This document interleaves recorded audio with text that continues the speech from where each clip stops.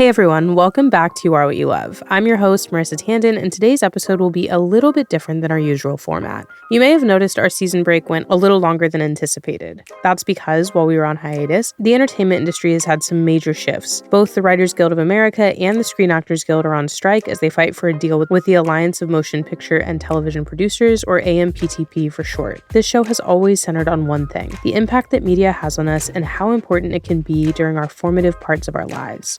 We've talked about how TV shows and movies have impacted us, from keeping us company, telling us we aren't alone, and navigating hard times, and finding our lifelong passions. As I was preparing to come back for season 2, I wanted to find a way to talk about the people behind those shows that impacted us so much. So for today's episode, you'll hear from 4 members of the WGA. We'll talk about their journeys to becoming working writers and members of the union, their personal experiences in the industry, and why the unions are fighting for a fair deal. We'll also talk about what sparked their passions for television and film in the first place, why they love this industry, and why that means they have to fight to make it sustainable. As we've spent the last year talking about how much media can do for us, we'll take this week to hear from the people that make that media possible and what support they need in the fight to keep television and film a sustainable career. I hope you enjoy hearing from these guests as much as I did. My first guest is Elyse Morales. She has written on a number of TV shows that are very cool, including The Watchful Eye and Apple TV's Mr. Corman. So please welcome WGA member Elyse Morales to the show. Hi. Hey, Elyse. Thank you for joining me today. I feel like with this break that we've been on for the show, in between that, the strikes have continued and SAG has gone on strike as well. And this show really just has always celebrated the power of media. And most of the time we end up talking about the people who made that media and why it matters. And so I wanted to take some time to talk about the actual people that make this show and the challenges that you guys are facing at the moment and what you guys are kind of fighting for and why that makes the possibility of entertainment a better tomorrow and allows it to continue. So before we get into all of that, I would love to kind of introduce you to the audience and talk a little bit about how you got started. So how did you become a union writer? What does that look like? So there's a couple ways you can become a union writer. The WGA represents not just TV writers, but also film writers, and I believe some podcast journalist writers in New York. And so there's a bunch of different avenues. For me, I am a TV writer, and I originally got into the union when I was on Mr. Corman. I was actually on Mr. Corman as an assistant, but I was given what's called a freelance episode, which is sometimes shows will freelance out an episode to a writer who's not on staff. And often that is one of the assistants working on the show as like an opportunity to prove yourself and like get experience. And so that was my first episode of TV. And from there, I became an associate member of the union. So I was a partial member. I had like some of the perks, but I didn't have a pension yet or like health insurance. And then I got what's called staffed on a show called The Watchful Eye. And that once you become a staff writer, you have enough points to become a full member of the WGA. So that's when I became a full member, which was a little over a year and a half ago. So I'm a relatively new member to the union. And then you get all of your benefits and everything. There are other ways that you can like accrue points by like selling features, but the way I did it was to become staffed on a TV show. Yeah. Well, so one thing that I think you touched on there is being an assistant first and trying to kind of get your space in the room or to get your first episode. I think something that a lot of people don't know or aren't familiar with is sort of, okay, you want to be a TV writer. What are the steps to doing that? And it sounds like you had to go through the steps of working your way up the ranks of not being a writer. How long did that process take you, if you don't mind sharing? Yeah, of course. For me, it took about 4 years, which is relatively quick. Most people, especially now in the current climate we're in, it could take 10 years because there was this ladder that was designed to help people move up, and it doesn't really function the way that it's supposed to anymore, which I can go into more. But for me, I started as a production office PA. So basically, when you're on set, there's this entity called the production office. They do all the administrative logistical work, like printing things and running errands and answering phones. And so I did that for a year on 3 different shows. Mm-hmm. And from there, I was like trying to find a way to get into a writer's room. And there was a couple shows where the writer's room was physically next to the production office. And so I just like made friends with all of the writers and the assistants in there, and eventually got an opportunity to become a writer's PA, a writer's production assistant. And the writer's PA job is truly a job where you get lunch and print things and get coffee. It's when people talk about like, putting in the grunt work and working your way up in Hollywood, like getting people lunch, like that's the job. And so the ladder that exists within the writer's room for assistants is writer's PA is lowest. You're getting lunch, you're restocking the fridge, and then you have a job called showrunner's assistant, which the showrunner is the head writer and head producer of the show. And so being their assistant, you have a little more power, and your job is to schedule things for them, be their right-hand person, answer their phone, do errands for them. And then after that, there's two assistant jobs that are considered basically the same level. There's script coordinator and there's writer's assistant. And both of those are actually union jobs. They unionized a few years ago. So I moved up from writer's PA to showrunner assistant to writer's assistant. And that was my first time being in a union. They're not in the WGA. They're in what's called IATSE. And the script coordinator's job is to proofread scripts and distribute them to whoever needs them when you're shooting. And then the writer's assistant job is to be in the room with the writers every day, taking notes and doing research and, tracking pitches and doing all of that stuff. And so normally the script coordinator or the writer's assistant are the person who gets a freelance episode, which I was talking about earlier. So you get a chance to like prove it. And also because those people are both normally in the room, oftentimes those assistants get a chance to pitch ideas. So like when I was a writer's assistant, if I had an idea, I was allowed to pitch it. And then you're also proving, to the writers that like you have good ideas and that you know how to pitch and that you're creative and that you understand the show. And so then you get a freelance episode, and then hopefully the next season they would promote you to a staff writer, and then you would join the WGA. I got very lucky. I was on a bunch of different shows and kept moving up. I never spent more than one season on the same show, because there's such big gaps now in between seasons. Right. Like you could go a year between writers' rooms, because first of all, like the writing happens before the shooting happens. So like you spend say 3 or 4 months writing the show, you write the entire show, and then the shooting happens. It used to be that like shooting was happening while you were writing. The writers' room was next to set, right, which is way more rare now. Then they spend 4 months shooting the show, and then they have to edit the show, and then the show comes out, and then they make the decision about another season. Right. So there's like a large period of time where you're not working as a writer, basically. Yeah, you're just waiting to hear about another season. For example, on The Watchful Eye, we actually did shoot kind of while we were writing, but we ended last August. And then they decided they were going to push our premiere until the end of January. So they spent the fall editing. It premiered in January, but they wanted the entire show to come out to see how it does before they decided about a season 2. So then the show premiered from late January to April, and then they were about to make a decision on season 2 when the strike happened in May. So if the strike hadn't happened, maybe we would have started working in May, but that's still like unemployment from August to May. Yeah. And if you're not making enough money when you are employed, you have to take a second job or try and find another show in between. Like so many people don't wait to hear about a renewal. Right. They just go for another show. And that's what I had to do as an assistant. I was never making enough money to like just wait to hear. And then it's like if you wait that year and it just gets canceled, you've just wasted all of your time. Right. Yeah. And I think one of the things that we had talked about over email, and then also is a point that the WGA has talked about quite a bit, is this shorter series order, where you're talking about this large gap of time, which used to be kind of easier to weather the storm when you're working on a show for 22 episodes instead of 8 or 10, because it sounds like your gap between seasons is just as long, but the amount of time that you're actually working is significantly shorter. Yeah. So the way the like old network model of TV writing was, you would start writing your season around May, June. You would write while it was shooting, 22 episodes, until February. And then pilot season would happen, and everyone would take a few months off to shoot their pilots, do whatever. And in that time, you would also hear about renewals. You might have heard about a renewal earlier. And then you would come back again May, June. So you have like basically like a spring break. And if your show did get canceled, then all the shows that are getting picked up, there was something called staffing season, which was in like May and June, right before the rooms started. And so you could go out for staffing season and try and find a new job. But now we have streaming that doesn't adhere to the same schedule as network. So they can start a room whenever they want. And if it's only 10 episodes, if you're normally only working for 20 weeks is like the normal length of a room. And then you also have less opportunities to have an episode. So like when there was 22 episodes, most writers would get 2 episodes a season. Right.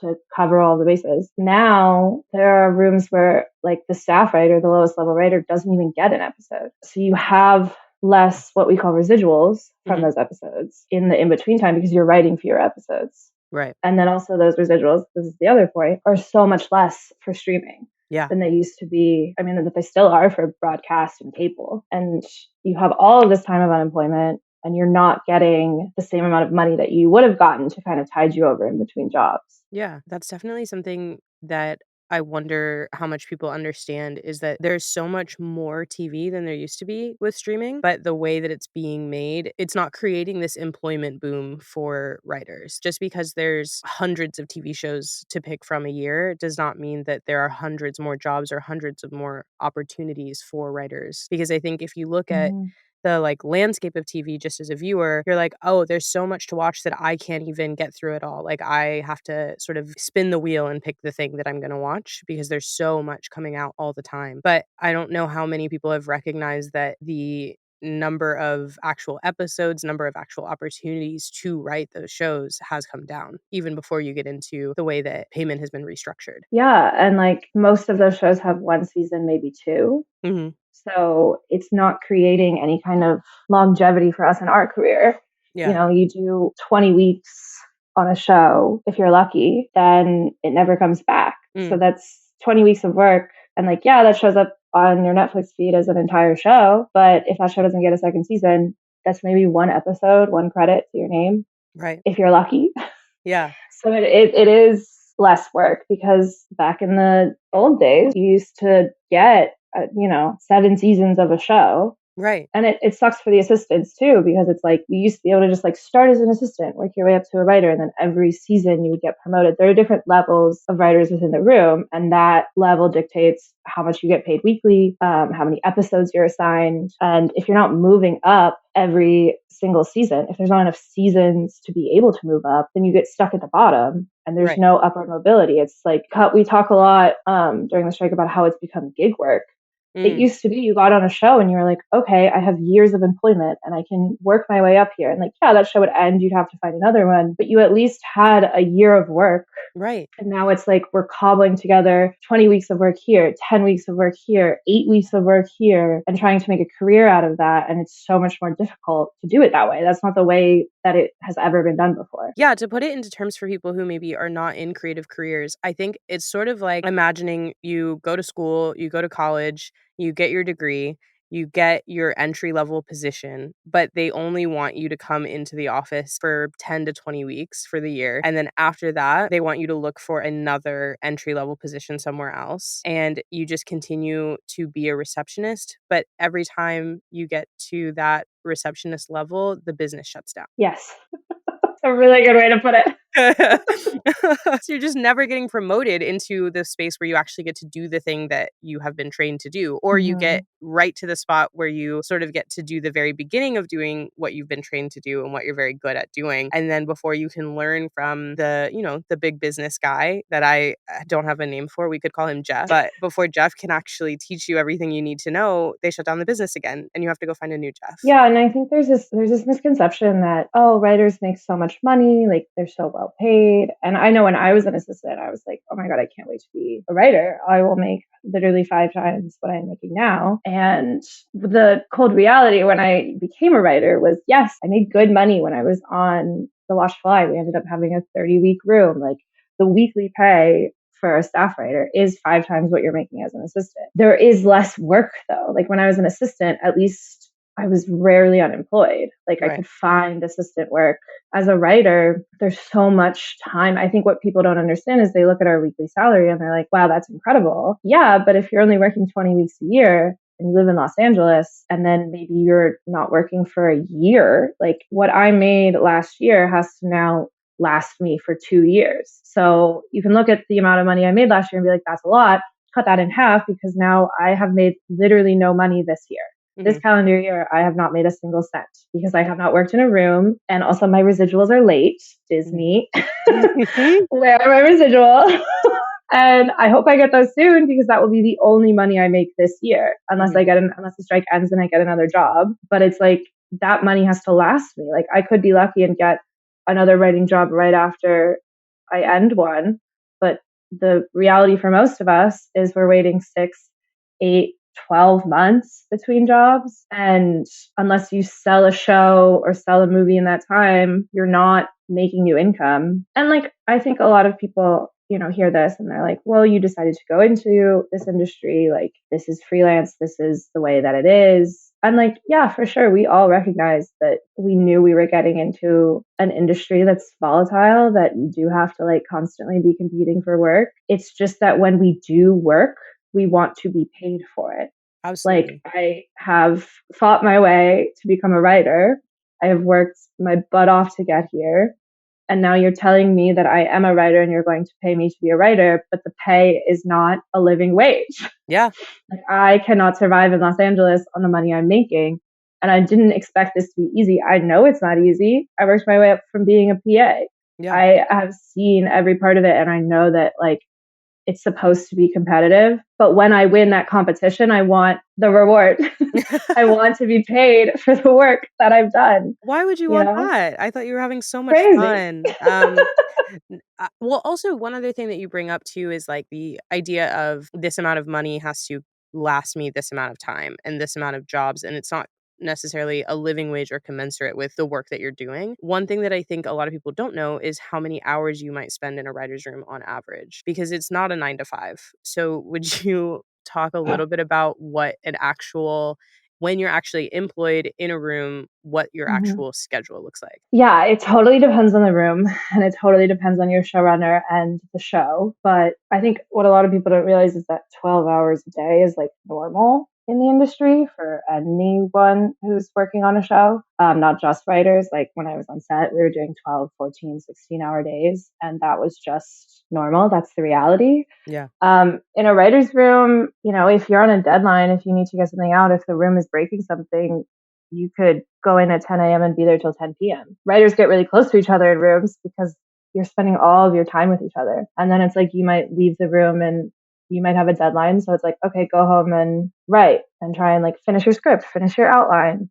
And then if you are lucky enough to be on set, like I said, set is minimum 12 hours. And so you're there for the entire time. And then maybe going back to your hotel room, going back to your house if it's in LA, and rewriting pages for the next day. And like when I was on set, we were there for 12 hours a day and we had to do a lot of rewrites for various reasons. And I was in my hotel room with my showrunner up until 1 a.m. doing rewrites, and then waking up at 6 a.m. and finding out we need to do more rewrites. Yes, we get to like sit in a room and talk all day, but it is grueling work, and it's not hourly, it's weekly. So we don't get overtime. And, if you're lucky, you have a showrunner who is really good with time management. And if you're not lucky, you have a showrunner who is keeping you up until 2 a.m. because they're behind and we're all behind. And sometimes they're good at time management. It's not their fault, like things happen. One of the exciting things about TV is that like you need the writers around all the time because it changes so much when we're shooting. And there's so many things you can never predict. And it's changes as you're writing it in a really fun, interesting way. But it also is a lot of work. Absolutely. I think a lot of times people see the big numbers and then they don't realize, okay, yeah, but those big numbers, when you divide them out by the actual number of hours that you're working, even just beyond the fact that there's so much of a gap in between work and expectation to be available when we come back, it's still also just even number of hours that you're putting in, it's still pretty low. Yeah. And if you're on script, like you're writing all weekend. Like if I have a deadline, if my draft needs to be into the studio by Tuesday, sometimes we don't finish breaking until Friday night. And it's like, okay, now spend all weekend writing, like cancel whatever plans you have. Like, and you're not getting paid to work a 6th and 7th day, but like that script is due. So you need to churn it out. Right. Well, We've talked a lot about sort of the challenges and the stress that comes from being a part of this industry and being a working writer. And I am very curious about what made you want to be a writer. A lot of times on this show, we talk about like the piece of media or not a lot of times, every episode on this show, we talk about the piece of media that changed who you are as a person or was a massive moment. Was there something that you watched or you read that you were like, I want to be a writer. This is the thing. Yeah, I would say for me, it's probably Lord of the Rings. I read the books and watched the movies when I was like 12 and absolutely just fell in love with the world building of it. And I think it's such a beautiful story about choosing to be brave. And when I was in middle school, I didn't have a lot of friends. I was a big nerd. And so I would carry around my Lord of the Rings book and just reread it and reread it. And I taught myself to read and write in Elvish Oh. and just got a little too into it. And I think the movies are so perfect. But then also, I remember in high school, I was a huge Whovian, huge Ooh, Tumblr girl. Like, watched all of those shows that were popular in a super 2012. Hulakian in our midst. You know it. Oh God. And I think it was the season finale of season 6 for Doctor Okay. Who. I don't want to. I mean, it's 10 years, 15. Oh my God, 15 years old. But I don't want to I think spoil it's it. I think it's okay to spoil. Okay, We've also spoiler alert if done you're we've watching Doctor yeah. Who. But there is a big reveal that River's Amy's daughter. And I remember watching that episode of TV, and then it was so shocking and so satisfying. And I just had this very clear thought of, oh my God, someone wrote that. Like they planned that out. And like there's been all these little signs that we didn't see. And like this is writing. Because you watch TV, I don't know, like I think most people watch TV and they don't think about the fact that like someone sat down and planned all this out. They just, it's a media that can like just wash over you. You Yeah. consume it without thinking too deeply about it. I mean, it's entertainment. But that was the big moment for me of like, oh, someone made this and I could make this. And I want to make this. I want to give someone that moment of like, oh my God, that was so satisfying. That was so interesting. It all came together in a really cool way. Yeah, I love TV. Yeah, I know exactly what moment you're talking about too, because Doctor Who especially is full of those moments where you're like, "Oh man, that was good." And that satisfaction that you're talking about of recognizing, "Man, that felt so good." And then I think like the step beyond of someone thought of this. Someone thought of it long enough to plan it out. And I like the idea that as you described it, it almost sounds like this moment where because it's you watching it and you're sitting by yourself in your room watching your TV show, maybe not in the best, most friendly state where you're dealing with like you don't have a lot of friends or you don't have a lot going on or something hard is going on. Sometimes I think with TV, especially because of how it's consumed, you can feel like not only did someone spend all this time and figure this out and their brain works in such an interesting way and I feel so satisfied, it almost feels like they did that just for you for a moment. Like it Mm-hmm. feels like someone specially sat down and did that. I love the idea that that moment then made you want to give that moment to someone else. Yeah, there's this thing that TV does where you feel like you're a part of it, especially I think for me when like Netflix came out and I could binge things. I remember watching all of Lost like in my bedroom in high school. Again, in bad moments, it was just like I need to not be where I am and I want to be where other people are and I want to think about something else. And I can just keep watching another episode. That's what we call depression. But it was like a way, it's an escape, I Yeah. think, more than any other media, like film as well, such an Mm, escapist medium. But because inherently when you're watching TV, there's so much of it, you really get pulled into that world and can live in it for however long you need to not be in your world. And there's fun and there's comfort, and a good TV show will touch on something about the human experience that like makes you feel seen. yeah. And yeah, I wanted to do that, just like give people an escape. Like I mostly write genre stuff, so genre for us means like fantasy, science fiction, and I love to just build a fun world And one of my favorite shows of all time is Battlestar Galactica. We love to call it West Wing in space. Oh, Because that's truly what it's like, a political drama, but there's also robots and giant battleships in space. So I mean, what else could you want? But one of the things I always think is interesting about that show is if you read about like things that the writers have said and the showrunner, it really was a reaction to like 9/11. It came out in I think 2002, and so much of it is about like terrorism and paranoia and like especially in politics. But it's also a show about aliens and robots, and it's fun. But when you're watching it, you can tell that there's something so human about it. And like one of the great things about being in this other world is you take all your preconceived notions about the politics in our world, and it's like you can really get down to the basic like morality of these decisions. You're using these metaphors to talk about racism and bigotry, and really can talk about it in a way that doesn't feel too heavy because you're talking about robots. Yeah, absolutely. That is one of the reasons why I love genre so much. And I think like a lot of times we talk about like, oh, it's just popular. I think it's pop culture or it's a popcorn movie or TV show or, the superhero explosion or the sci-fi explosion. People look at it as like a lower brow form of media. But what you're talking about is so true, which is that most genre media comes from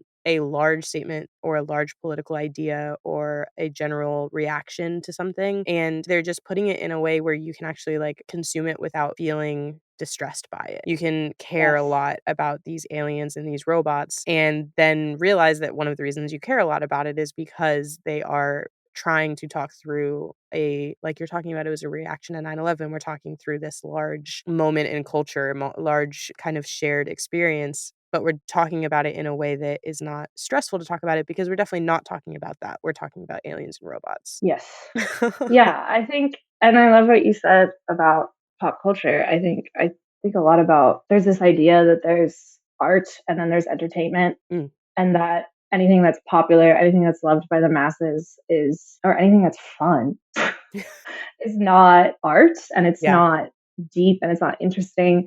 And my reaction to that is classist as hell. Like, oh, because the majority of people like things, and the majority of people being probably like less educated and lower income because they find this fun and interesting, it's not good. Yeah. And that's such bullshit to me. I think it's actually so much harder to make something that is saying something and deep and thoughtful, also entertaining. Yes. Because it's very easy to say something thoughtful and be boring, and that's art.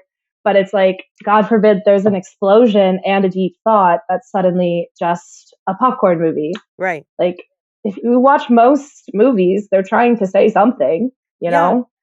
It's not just a series of explosions. Yeah, there's never been a movie made where they were like, we have nothing. We weren't thinking about anything. We just thought, what if we put hot people in front of a camera and blew some stuff up? Like, no, there's yeah, I think what you're talking about is very true. I do think it's harder sometimes to sit down and be able to say like, can we get anybody walking into a movie to think about something, or walking into a TV show, sitting down in front of their TV after a long day's work? And that's what TV is like for most people. It is an escape. It is the end of my day. It is the time that I can sit down and just go somewhere else other than where I've been all day. And if you can take vampires or witches or superheroes or whatever, and you can actually allow someone to sit down and escape into that and then watch it long enough and pay attention enough that they actually think about something else that's quite important in their own life, which I think is so true of some of the media that you've talked about, like Lord of the Rings, Doctor Who. All of those make you go, I'm just sitting down. I want everyone to leave me alone. I want to watch an alien travel through time and space. And then if I watch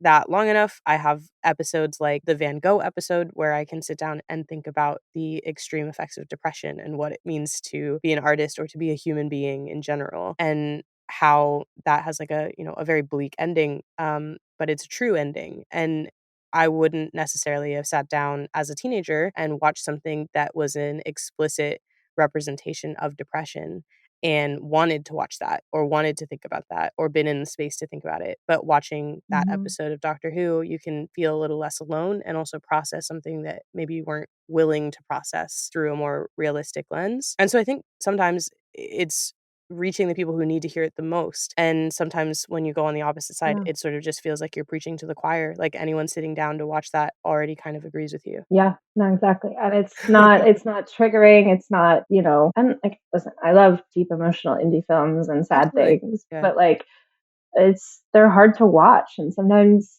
if something's hard to watch, like it's going to be more upsetting to you in that moment. Like if we can package something in something fun and entertaining, it's the difference between like depression, like getting a deeper depression and then feeling catharsis, like I'm also a playwright. And when I was like in school for playwriting and TV writing, we talked a lot about like that moment of catharsis, especially in like theater, where you like walk out feeling both good and bad, but like satisfied. It's like this satisfied something within me. No, I think you're so right. But yeah, it's such a juggling act of satisfying your audience, satisfying your own artistic wants and needs, and then also satisfying the people who are paying you for this product and what they want. And that's why it takes so many writers to write a TV show. That's actually a great segue to the one other question that I definitely wanted to touch on, which is how many writers are in a room in those voices? Because I think one of the big points that has been talked about by the WGA and part of this strike is the idea of mini rooms. How many writers are in a room, how many episodes there are for those writers. And one thing that I know is really important, especially for talking about diversity in rooms, who's able to make this a sustainable career, is the fact that there are not necessarily enough entry-level points at this point, especially with mini rooms or with shows where one writer writes every episode. And some very prominent writers like George R.R. Martin have spoken up and said, yes, like I wrote a lot of stuff. I think mini rooms are like the worst thing that's ever happened to television. There have been other writers who have written every episode of a show. I believe Neil Gaiman actually spoke out and said, yeah, I wrote every episode of Good Omens, and I absolutely think that we need to have a requirement of a number of writers in a room. And I think some people don't realize that that's not just about creativity, which it is necessary, especially TV is a collaborative process, but it's also about how many people get to be writers and what types of people get to be writers and why that's important. So I know you've had some experience with mini rooms and how that works, and I would love if you could give a little bit of perspective for everyone. I would love to talk about mini rooms because I think they're egregious and I think completely misunderstood by the public. Yeah, like you said, there's this narrative because I think it's confusing when we talk about room size requirements. Everyone's like, oh, you're trying to kill creativity. Like Mike White wrote all of White Lotus. Now he has to hire people to tell him other things.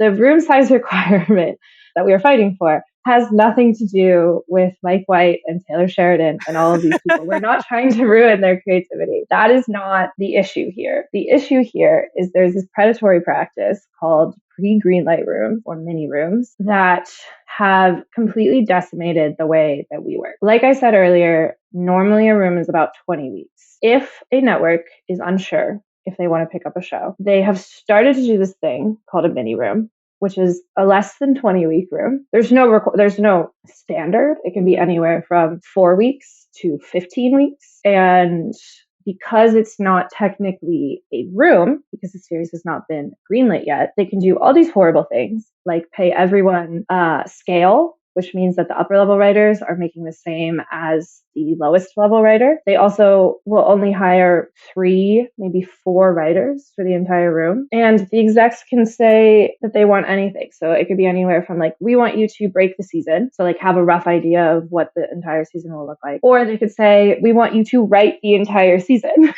Which is actually exactly what happened on Miss McFerman. I was in the room for season 2, a season 2 that, if you look it up, never came out. Mm-hmm. We had 13 weeks to break and write 10 episodes of TV. And we did all of that work. And then at the end of that work, they said, actually, we're not going to make season 2, but thank you so much. So we did all that work for scale. So everyone made less than normal. And then we are never going to receive a single residual from that work because that show was never shot. That is insane. And there were 4 writers in that room. One of them was a team, so technically 5. But a team of writers is paid as one person. Right. That should be noted. So there was 5 writers writing 10 episodes of TV in 13 weeks, which is not normal and is not okay.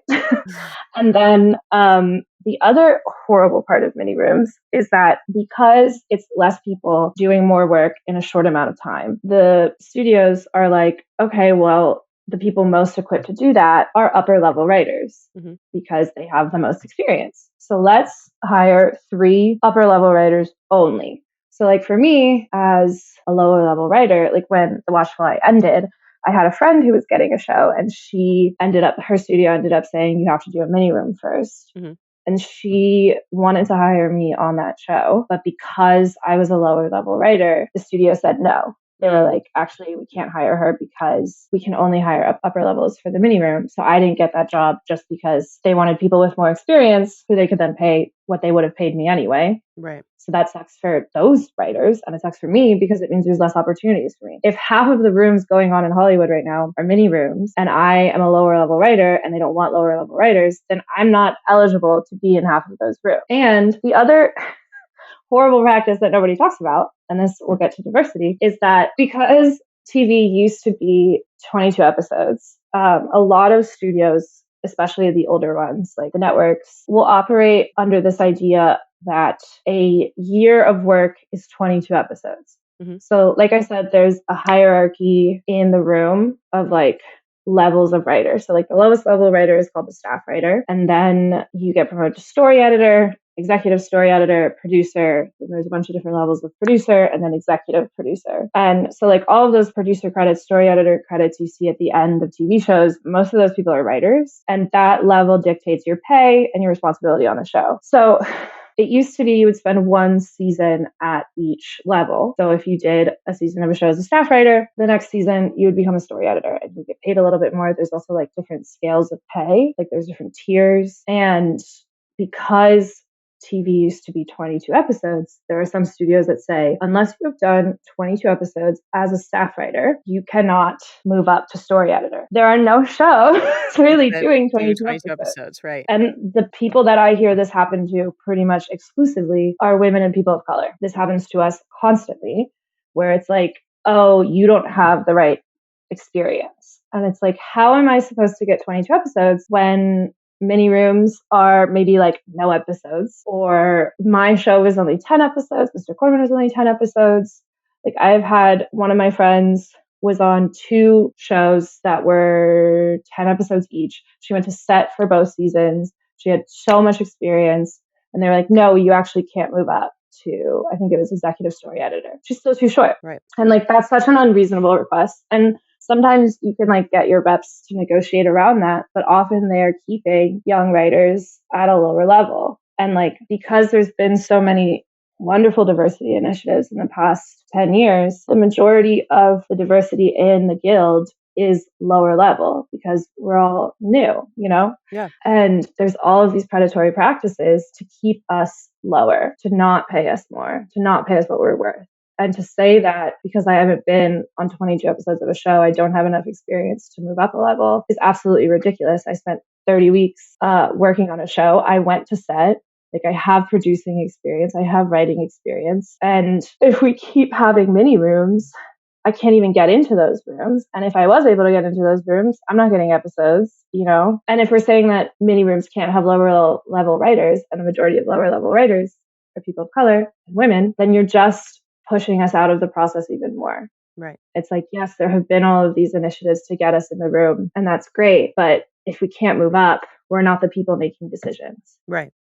And we're not going to get our own shows. And often another thing that happens is young writers will sell a show, or like a studio will come to a writer of color and say, we want you to create this show. We want your specific voice. Like, you know, maybe like it's a show with a Latina lead. Like I've had meetings where people have been like, we want a Latina showrunner for this. Mm-hmm. And even though I don't have enough experience to be a showrunner, the promise is, well, we'll pair you with someone right. who does. And often that person you're being paired with is white, is a man. And I've seen a lot of people get a show as a young writer, and they are the face of that show because the studio wants to brag about the fact that like we have this young diverse writer who is running the show, but then they get steamrolled by their co-showrunner who's a white man, and maybe the show doesn't do well, and then they're the one who gets blamed even though it's not their fault. Right. Yeah, I think one of the things that, just to put into plain math terms as we're going through this, you talked about earlier, like how many weeks you worked on a show, how much time there is in between a show, and how few episodes that you're going to be on. So if you have to hit 22 episodes in a standard situation now, where a show might be 8 to 10 episodes is pretty much where we stand now. I think so, unless you're really working in broadcast TV only, that's the only place you're going to get a 22 episode season anymore. So you're looking at 8 to 10 episodes. So just to hit the 22, that could be 3 or 4 seasons of television before you actually hit your 22 and you can move up. And the amount of time in between those shows could be over a year. So you're asking someone who has moved to LA in an insane cost of living and is attempting to live here, which is where the work is, to be able to sustain themselves off of the lowest possible amount of money, very low residuals, which, as you mentioned, are often paid late, for 4 to 5 years. And that's assuming that you get a show every year before you Yeah, can and get that's promoted. also assuming that you can become a TV writer immediately, Yeah, which never right. happens. So it's like maybe you work for 10 years, you finally become a TV writer, and then you get stuck at the bottom for 5 years. It's like, It's just unreasonable. And I hate to use that word because that was the word that was used by Bob Iger about. Bob Iger, I was just thinking that. And he wants to call us unreasonable. That's Oh what's man. so ironic about everything that they're saying about us is like, oh, they're trying to paint us as unreasonable and as greedy. And it's like, we've been living in a world where you guys have been unreasonable and greedy for years. And one of the things that one of our guild members said recently was, there was all this talk that they want to wait us out and make us broke and all these months of not working. And it's like, you have trained us to not work for 6 months to a year in between jobs. Right. Like, this was not a smart move on your part because we actually now know and are used to not working for this long. So if you think you can wait us out, that's really funny because we've done these waits. The whole reason you're on strike is because you've been waiting out this long. Yeah. It's like, you want to make us broke? We're already broke. Well, I really appreciate you talking with me in such plain terms about your experience and about the strike. And also, I really have enjoyed kind of hearing the heart of it, of why you got into it, because I think it's also the heart of why we love TV so much. It's that moment of feeling less alone, of being able to process something and to escape away from what's going on in your day-to-day life.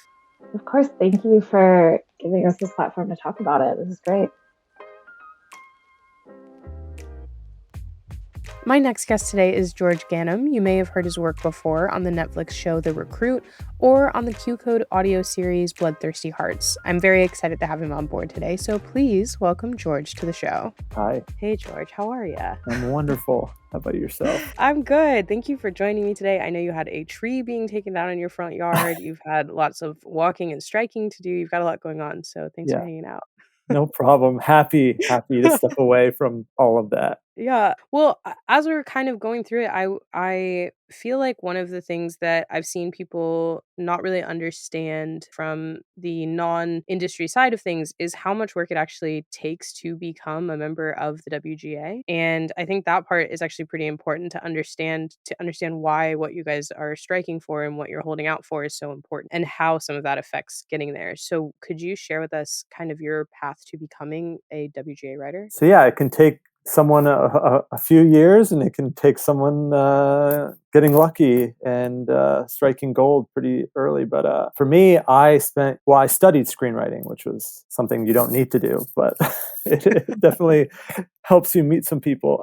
So I went to grad school in Chicago at DePaul University, and through my MFA in screenwriting program, they sent me out to LA, and I had negative dollars in my account and no prospects. I didn't know anyone really aside from the people I came out there with. But one of my teachers knew of a line producer, a unit production manager on a multicam sitcom whose name was Kathy Nawabi, and I love her to death. And she got me my first job as a PA.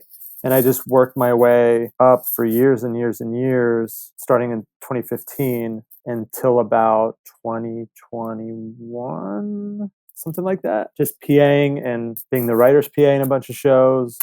and I just worked my way up as much as I could. I worked on a show called This Is Us that many people might know, and I worked my way up into the script coordinator position. And I was hoping maybe I'd get staffed on that show, but people are progressing, everyone's doing their thing, and sometimes there's not a lot of room to hire everyone up into the writer's room. But I had my writing going on the side on my own, and through my reps managed to get staffed on the recruit, and that's how it all started, and that's how I joined the Writers Guild. So you're talking about not just undergrad, then grad school, which was like a 2 or 3 year program, I assume, It was and 2 2 years. years.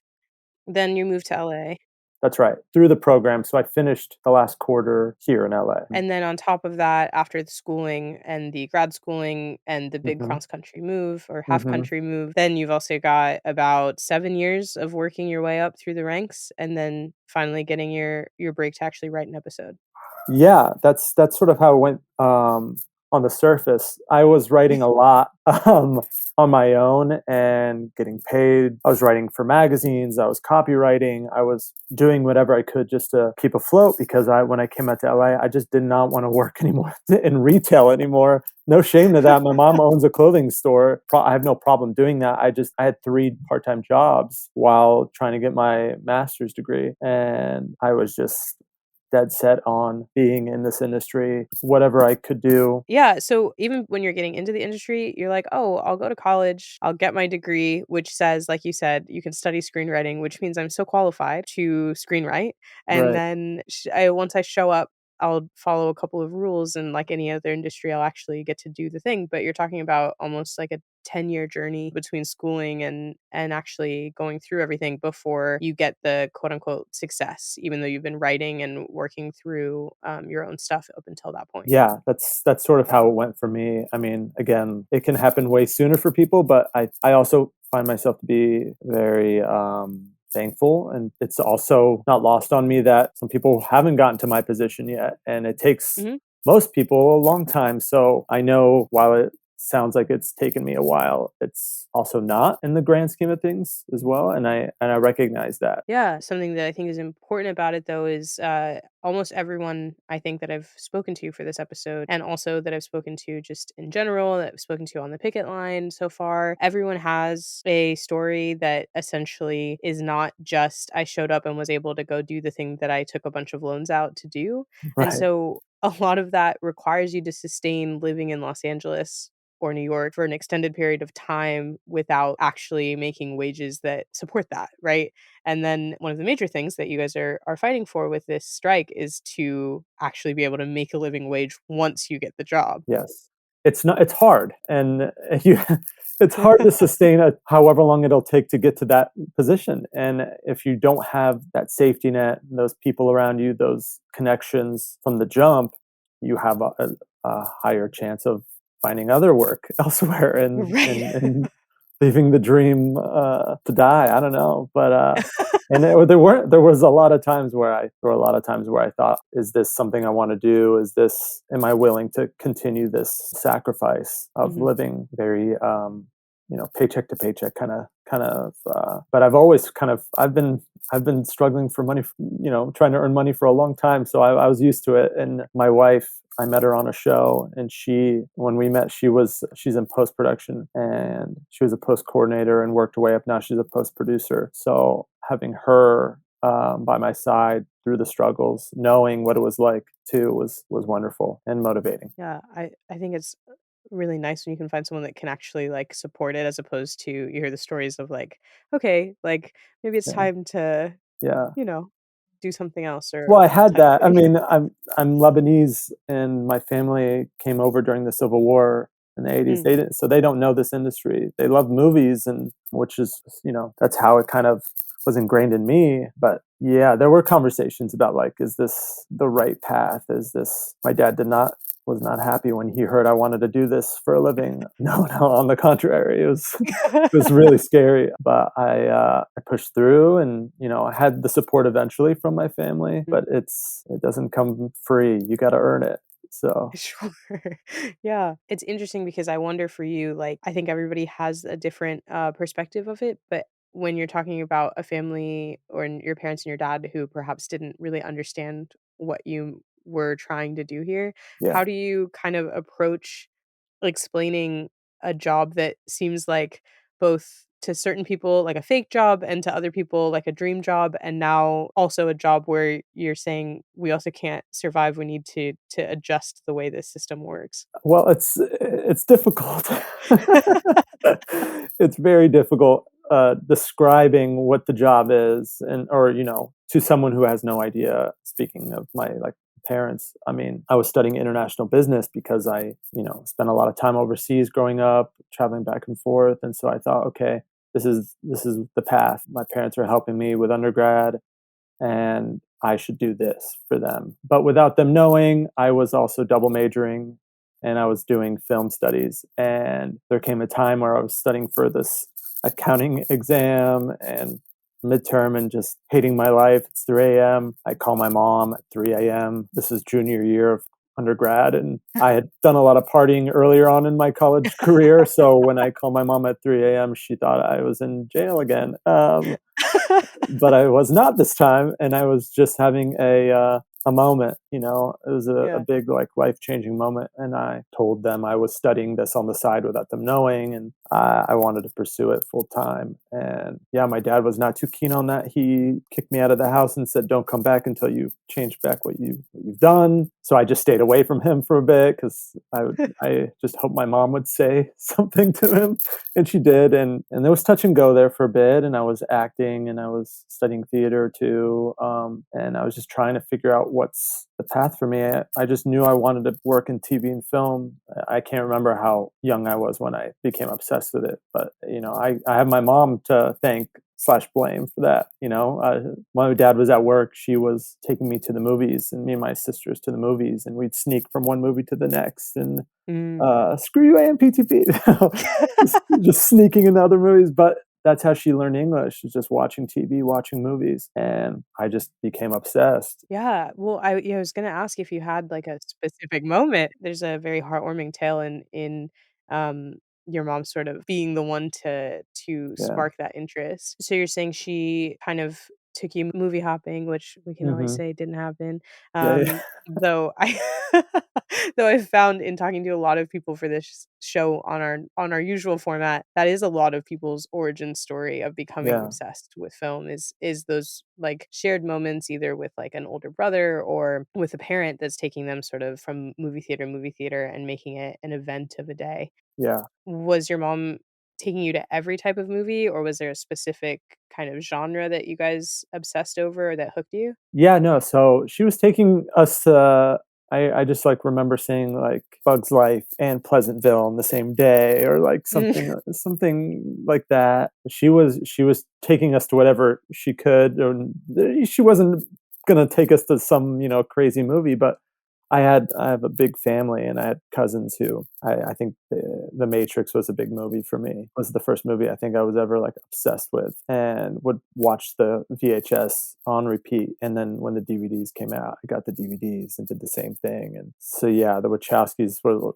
just huge for me. But, yeah, I was watching everything. My cousins were putting on some PG-13 R-rated movies, and I was taking it all in. I'm a fan of that though, I think, and that's just because my dad did the same thing. I watched everything you weren't supposed to watch at Oh, whatever yeah, age.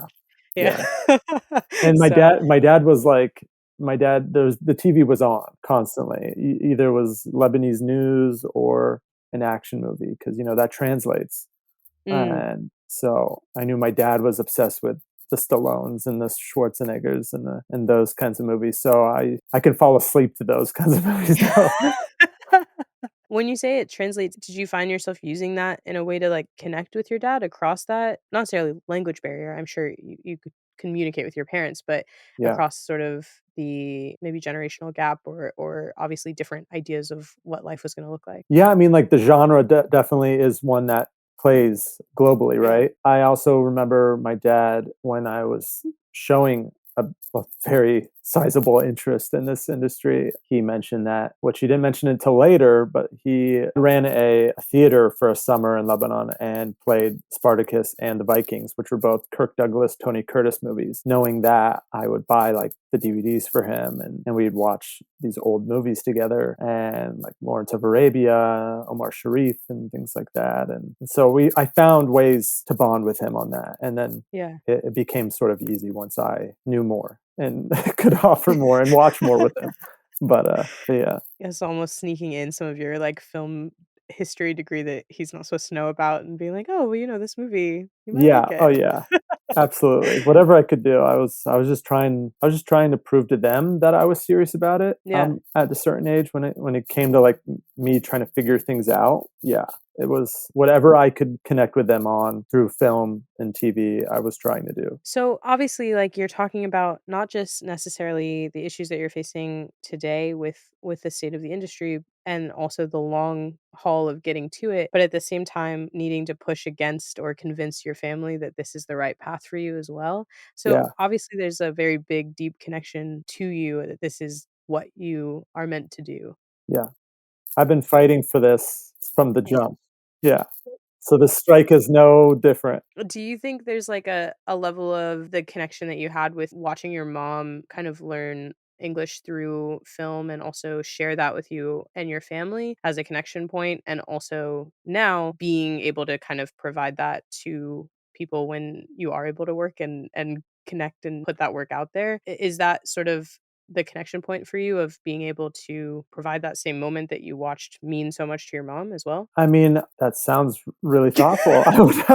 I mean, why not, right? I mean, I love this industry so much and what you can do. A lot of the things that are out right now, there's more TV than ever. And I think features have kind of taken a little bit of a step back just because of the IPs of the world that are done constantly. I think there's more risk being taken in TV, and there's more uniqueness there at the moment. But I always go back to film. For me, that was my first love. So I look at that and I would love to replicate that for the next generation and do something really, really, really cool that would, inspire the next Middle Eastern kid living in the Midwest to want to come out here. Yeah, I think not to have psychoanalyzed your childhood there, but No, please, there's please, and you're doing it far better than I am.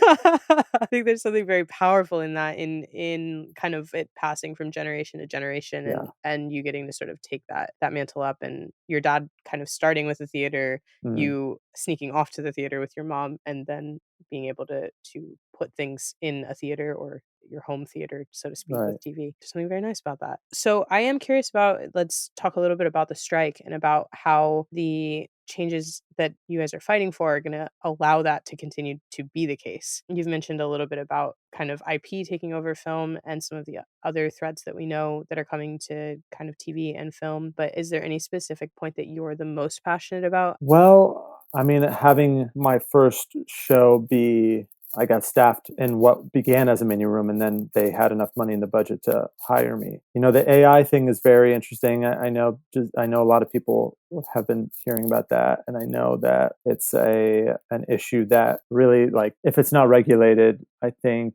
it's something that can affect a lot of people, and it's an existential threat to like a lot of professionals, both in the audiovisual, like in our business, but it stems down. I would say that the AI of it all is we need some safeguards there, because if we don't, then it's we are just going to be taken advantage of, and then the next union is going to have the same problems. And I think I the word that keeps going around is plagiarism software, and Mm. you can't have this chat GPT and AI that writes scripts and whatnot without it being fed other people's work. And I find that to be insulting. And I think no one wants to see that. And I don't think actors want to act in movies and TV shows that are written by AI either. And I know the actors have their own qualms with what AI means to them as well, which is very serious. But also, I think, you had someone speak about mini rooms and residuals, and I think just overall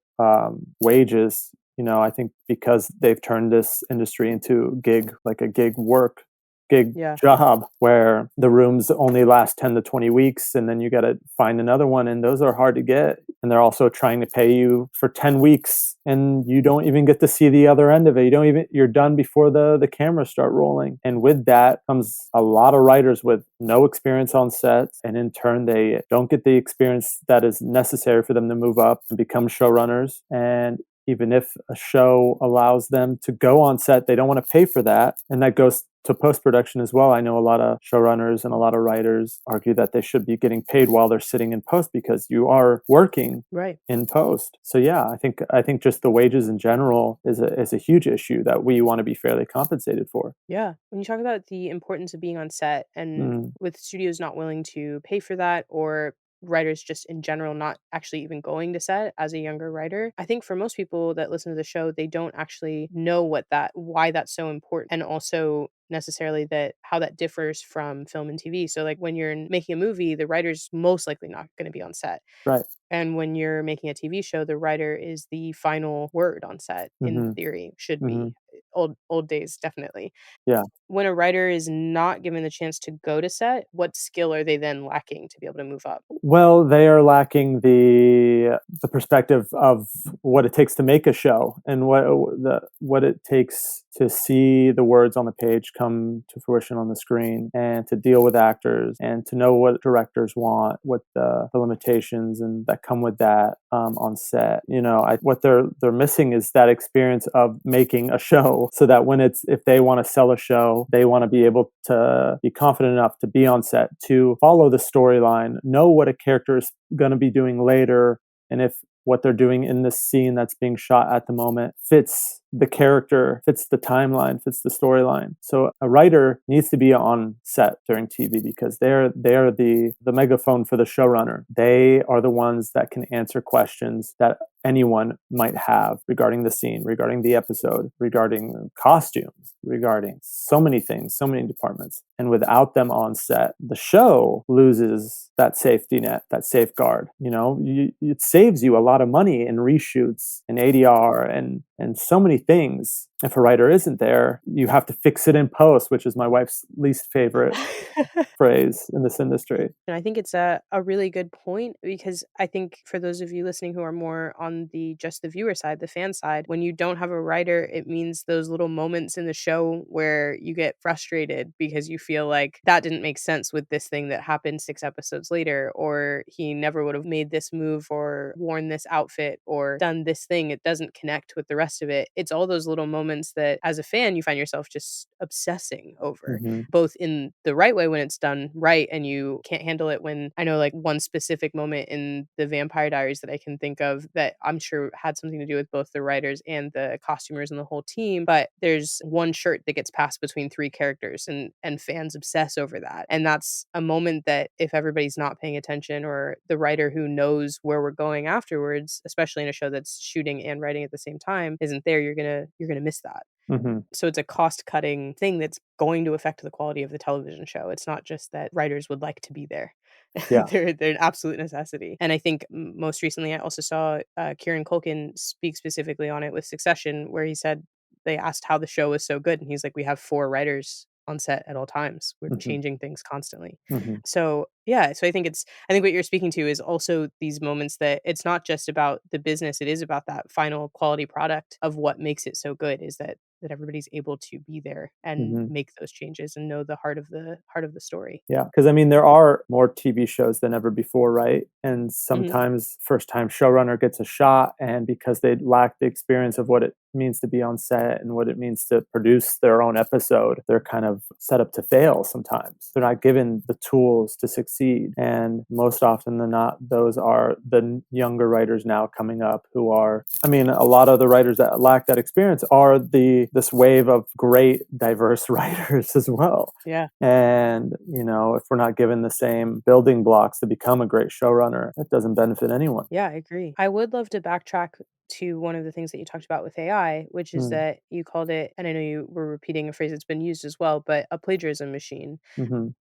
which I think is the best version of how to explain what's going on with AI, because a computer, no matter how well you program it, cannot generate an original thought. So anything that you're seeing with an AI script is something that, after feeding hundreds and hundreds of scripts and books and various models where people are actually training AI to understand response, it's then spitting it out by literally just reading a bunch of stuff and Hmm. understanding patterns, which computers can do really well. Right. But it doesn't actually generate something new, original, or interesting. It just sort of generates a regurgitation of a bunch of different things and patterns put together. That's right. And one of the things that I think that came out a couple months ago, I think, that was particularly interesting and a really good example of how this is working with ChatGPT is that it was figured out that they're training some of these models with fan fiction that people are posting online. So it's absolutely pulling from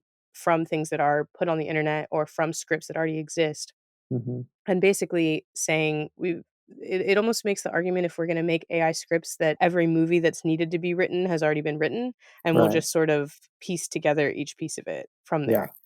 Yeah. Have fun Um, seeing the thing you've already seen. a So thousand times, that's right. right? Yeah. But lacking sort of the emotional center or the emotional heart. Right. With that, I feel like, are you having conversations with people about how AI is being kind of modeled off of your own work and the protections that you guys need for that to not be the case? I mean, the conversation is happening. Yeah. Yeah, we just want to be protected and to know that we're not just going to be there to fill in the blanks, or they are going to be there to fill in the AI is going to be there to fill in the blanks. I think what's lost is the passion for this industry from the CEOs and executives. Because a lot of these streamers are not movie lovers. They are profit based Silicon Valley people who are just trying to nickel and dime and make a profit. And so with that comes algorithms, comes how can we get the most and spend the least.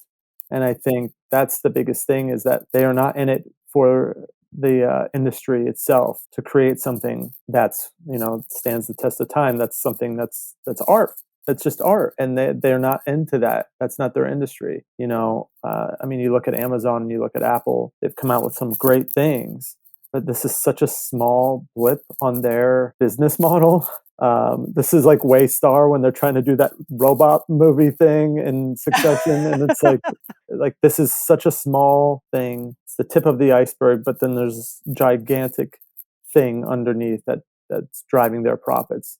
So sure, Apple is putting out some really good things, and that's great. And like they can take a risk because they make a lot of money, which is fine. Great, pay us to make the money. But like, are you willing to sacrifice something that gonna outlive a lot of us? I don't know. I mean, I just call me sentimental, but that's how I got started in this industry. Is just I love it so much, and I think the proof is in the pudding. It's the idea, it's the writer, it's the actor, it's the decisions made, be them imperfect at times. I think that's what makes something interesting. And how many times have you sat there in a movie and you're seeing it and you're like, well, I would have done this differently.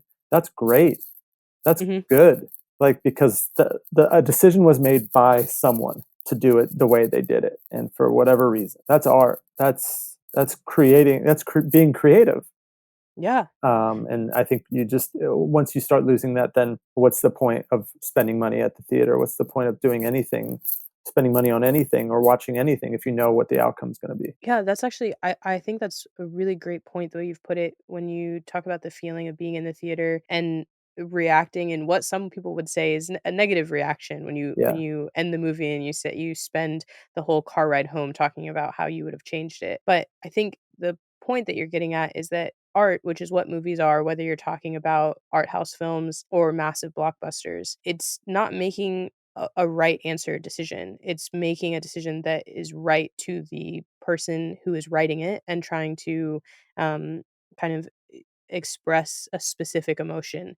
And if you watch it and at the end you say, I would have changed all of these things, then you reacted in an emotional way, which is a exactly what the point of going was. Right. And I think when you talk about technology, which you're talking about sort of streamers bringing in the Silicon Valley ideals to an art-based business, there is a right answer. There's a right answer and a wrong answer, and stories don't have a right answer or a wrong answer, but computers and AI work in a binary fashion. Mm-hmm. So removing the humanity essentially from something that is all about the human experience and saying there's two options and one of them is right and one of them is wrong is going to remove that feeling at the theater where you get to actually have that explosive reaction, whether it's that's the best thing that made me feel so happy and seen, or oh my gosh, I want to just tear that movie apart and talk about all the ways I would have done it differently. Either way, you left and you felt something.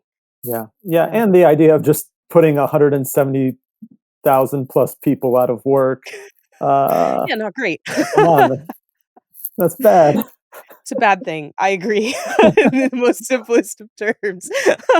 Yeah, I think you've really hit the nail on the head there, and I think it's really helpful. I also think sometimes the sentimental answer, especially when we're talking about something like this, and perhaps I'm biased from talking to people every week about how much something like this can actually change Mm-hmm. your life and like your course of life and how you're doing. And in some cases, we've talked about how it's saved people's lives. Yeah, I, I I think the sentimental answer is the right answer here. I agree.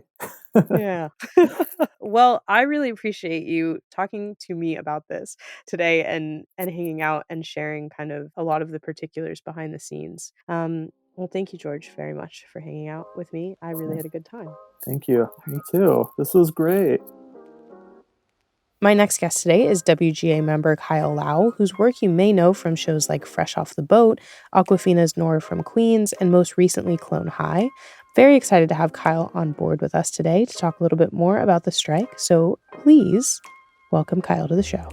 Excited to be here. Thanks for having me, Marissa. Of course. I appreciate everybody taking the time out of their schedules, which I know everyone's like, oh, I have so much more time now to talk. Yeah, my busy schedule, picketing and drinking. I know. Yes. It's a tough life. Not the ideal schedule, but one that does allow for fun digital hangouts. Yes, absolutely. Away from the sun and the heat. Yeah, I hope a lot of that drinking is water these days. Yes, that's what I meant. Yeah, exactly.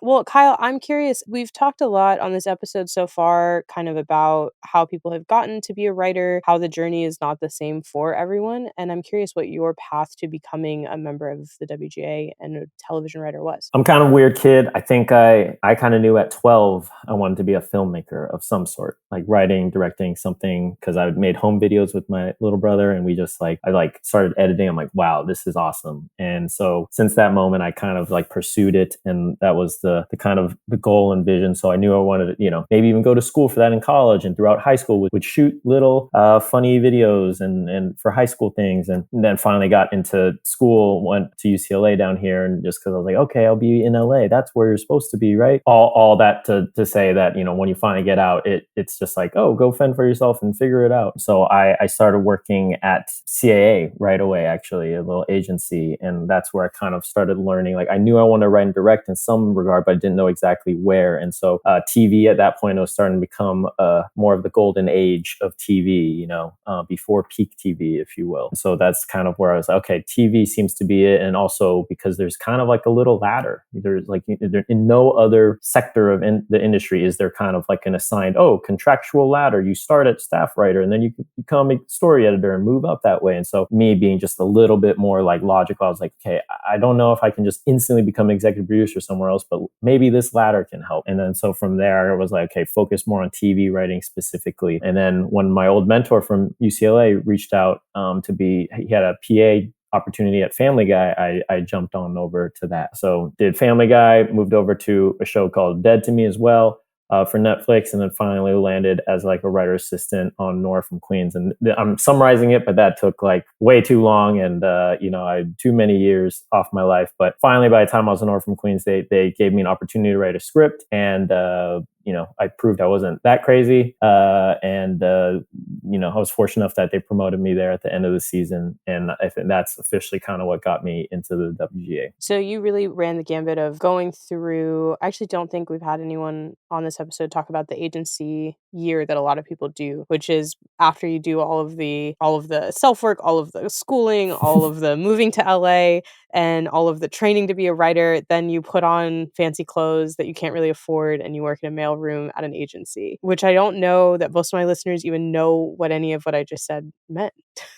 But you just described 2013 for me. It was me, like, literally no joke, making just above the poverty line.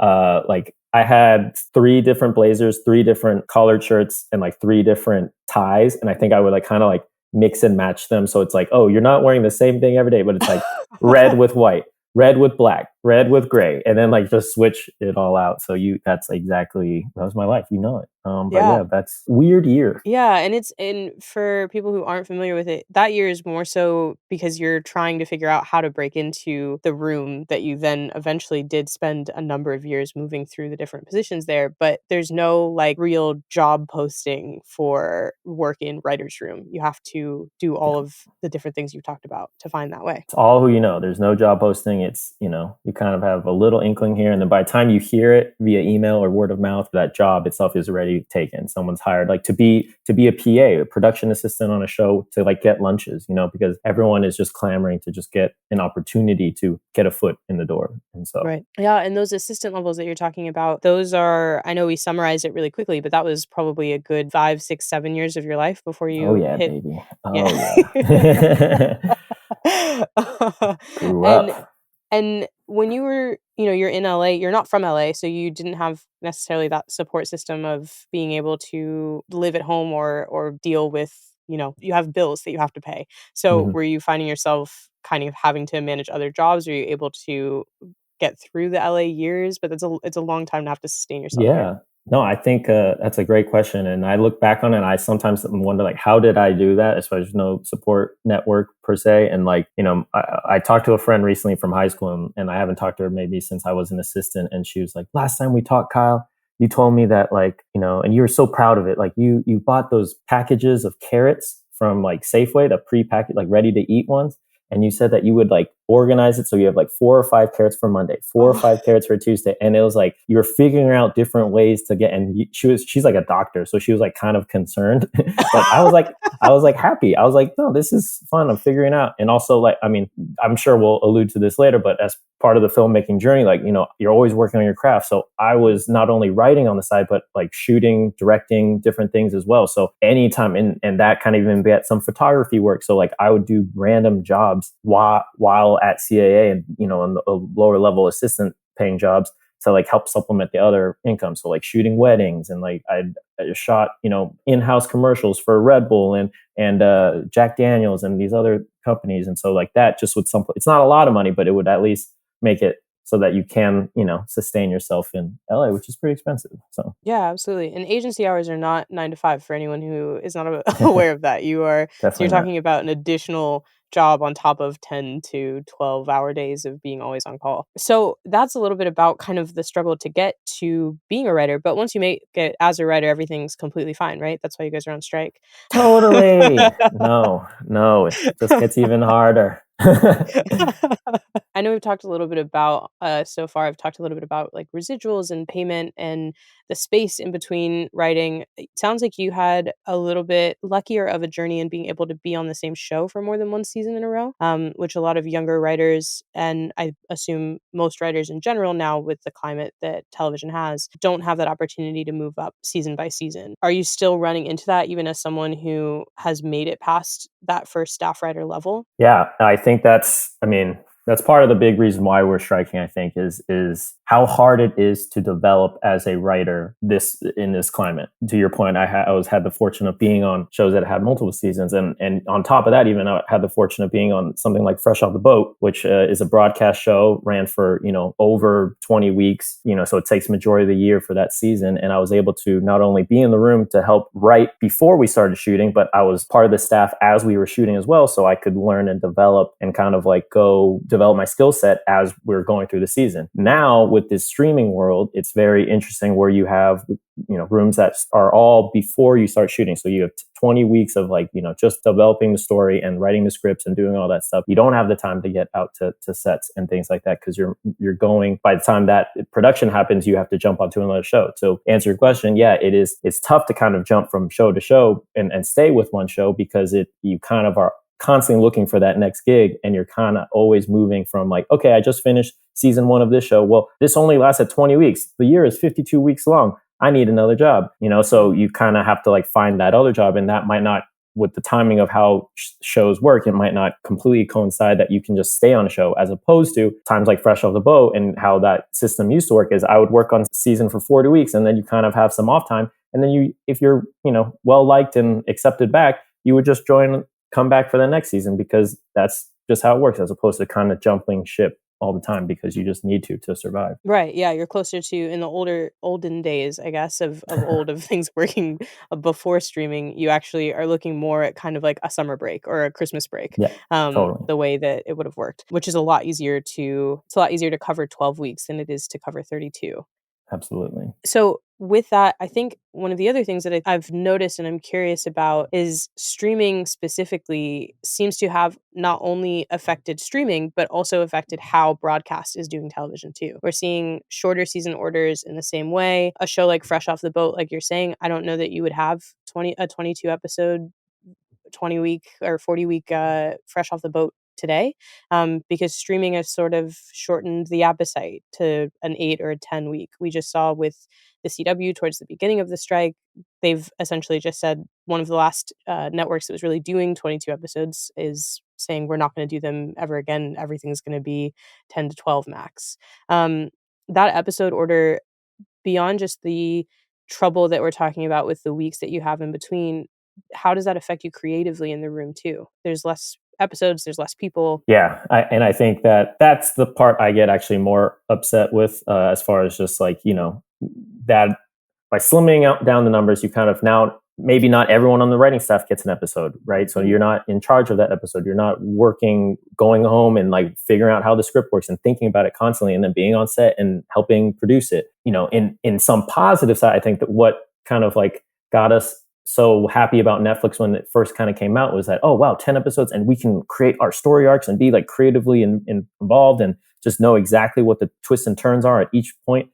That's fantastic. But yeah, on a logistical side, I think it's tough to, like, the shorter it is, the less writers that they want, which means overall, when you look at it in a macro sense, less people get jobs, less people develop and grow that season and are just constant. You essentially just become a gun for hire, and you kind of come up to like, oh, I'm going to help write these jokes this season and do whatever, and in and out, and right. As opposed to really develop this community and like larger world.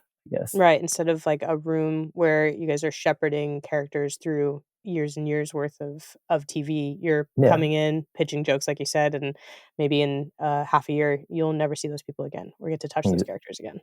Exactly. I mean, that's not ideal. Obviously, you'd like to, as a storyteller, you want to do that, but then a lot of the studios and networks, aren't interested in that character development of all these other side people. It's just what's flashy. We'll get people. What's the cliffhanger to get you to the next episode, right? Sure. Is more what they're interested in, as opposed to the larger world. Yeah, what makes you click the next, or not cancel out the next episode in 5-second button, right? Right. And so it's also, you mentioned peak TV, which is what we're in now. And which is a term of just, there's so much, that's the most TV that's ever been on.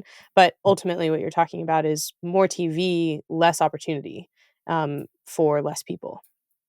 Yeah, I think for peak TV, I was kind of more referring to, I think more when like Netflix and Apple and everyone just came in, they were buying shows left and right. So we actually had more shows, and like it was really great because especially a lot of these are, diverse, people of color, shows that never had a chance to, I'm a benefactor of that, right? I don't know if Awkwafina is North from Queens would be made if Crazy Rich Asians wasn't created, and like in this world where there are more, platforms for us to create. So, but that said, I think that kind of has counterbalanced everything else where now, Netflix, I think, and I've been in pitches literally where all they wanted was to hit a certain algorithm. I want an East Asian boy, never have I ever. If you can't deliver me that, then like, you know what, forget about it. But now we're getting to a reckoning where they're realizing, wait, we can't just have an algorithm. Like we actually need to care about the shows. And, excuse the language, but literally we're just throwing shit on the wall to see what can get us more subscribers. Now they're realizing, wait, we're spending way too much money for that. So we're trying to siphon it off and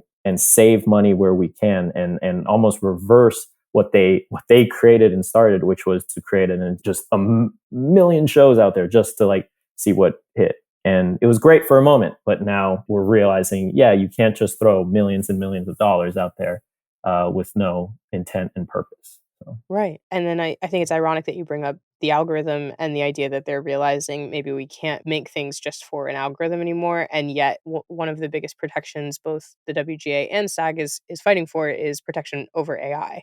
Yeah. Which is sort of, what if we just, instead of writing to the algorithm, let the algorithm write it all? Do you have any kind of insight or feelings about how AI and what exactly the unions are asking for when it comes to AI protections? Because I think a lot of people that are seeing the AI conversation are thinking about like these chat bots or chat GPT, where you can sort of play around with it yourself and make it generate conversations between two of your favorite characters that never happened or whatever. And so we're seeing a lot of that. And that's the understanding of AI or big sci-fi movie versions of AI or Siri. But I don't know that people completely understand why it's so important here. Sure, yeah. So I'll talk about it from a writer's perspective and then also like actors' perspective, because obviously we're both on strike and we're both fighting AI, this general term, but they're very specific. So for writers, I think, yes, like you can have it create conversations between characters you love, but like obviously on a macro level, creatively, AI right now is just all derivative material, right? So it's just whatever has been done, it will create it. If you actually have ChatGPT, for instance, like write a script, it isn't a coherent script. It's like maybe structurally there, but isn't. So isn't like a real work of art. So I think generally what we are fighting against and what the studios and AMPTP have been trying to make use of AI is to have it create a general, structured script and like with an idea that they think is brilliant, and then hire a writer to humanize it and make it so that it is like, maybe does push the boundary and it is not derivative. They're not counting that out. And if you look at what they say, the AMPTP, what the responses are to the WGA, it's essentially that like we don't want to say no AI period because it's a technology we might want to use in the future. And so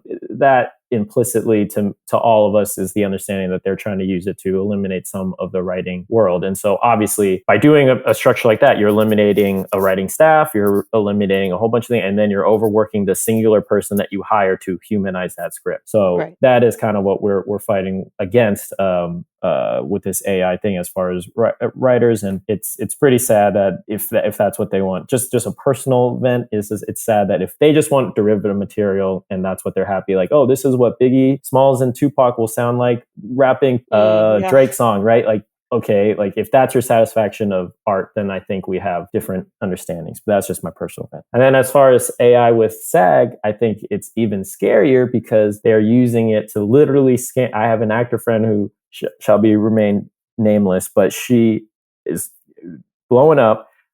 For one of her movies, she's a great person, is trying to like get along with everyone on set. They, kind of in the like really small lines of her contract, they said, oh yeah, they might like scan you or something like that. I was like, okay, whatever. And then like as she's like filming in the middle of set, they go, oh, can you come over here and we're gonna like just take a picture of you real quick. And she's trying to be a good team player, would go, she got scanned. And now that show and or production company and or studio has her likeness that can be used for almost anything. And I think that is the scariest thing with AI for SAG, at least, is that you can't necessarily control your likeness and do these things. I think that's in general should be a common sense fix as far as, hey, you have to approve of each instance of your AI likeness, right? But I think as far as what AMPTP has come back to the table with is that they don't want to necessarily confine how they use your likeness with AI. And I think that is where we need to, they need to create the line, because obviously that is very scary to have your likeness and name be put into things that you did not approve of.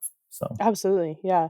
Yeah. I think you brought up two very good but different points for both sides. So on the writer side, you're looking at things where it comes from almost essentially saying like, we're going to use a trained algorithm, which you made a very good point, which I'll back up as someone who used to work in computers before I moved into entertainment. Computers can't generate an original thought. So the only way that you can actually take AI and you have it write something is to train it by generating or sort of loading in every other script that's ever existed. So yes, a computer can read every script that's ever been written in a very short period of time and then learn the fundamentals of what makes a script, but it doesn't learn how to write a script. It just learns how to regurgitate formula. So it's looking for patterns. It's looking for sort of general things that happen over and over again, which is a pattern. I just repeated myself. See, this is why they want to replace people with computers. Question for you then, just because Yeah. I'm curious, as you worked in computers before, do you think there ever, and I've heard mixed things, do you think there ever will be a point where we will have enough computing power where AI and such devices can create original thought? No, personally.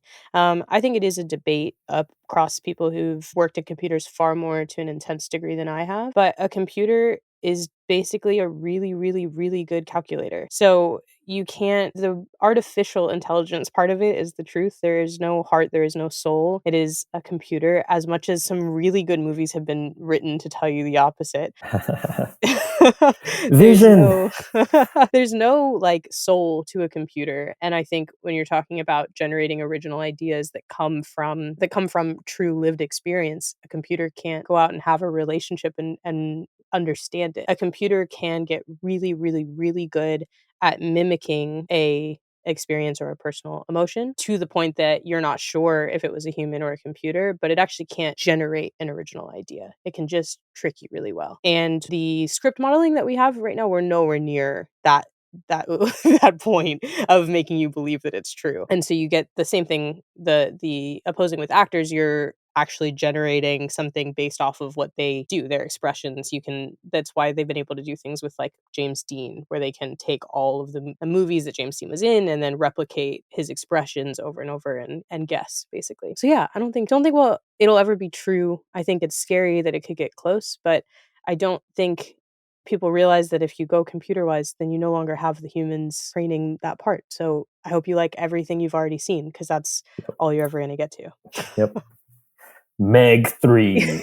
Yes, forever. You'll be on Meg 47, and you'll really miss the original Jason Statham. Yeah.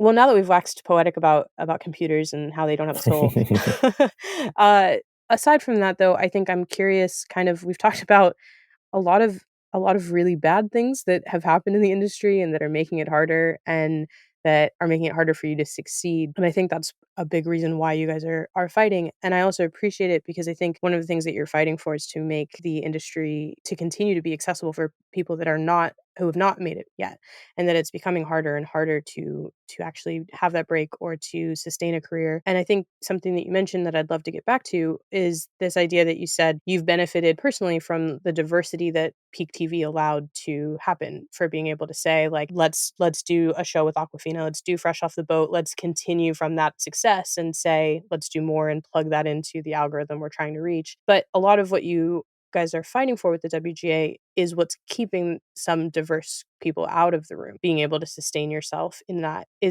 can you speak a little bit to kind of the challenges that come with keeping diversity initiatives going past just that staff writer position? Totally. That's a great question. And I mean, the unfortunate truth of all this striking is that I do think, as we're talking with Peak TV, where, we have streamers throwing shit on the wall to like see what sticks.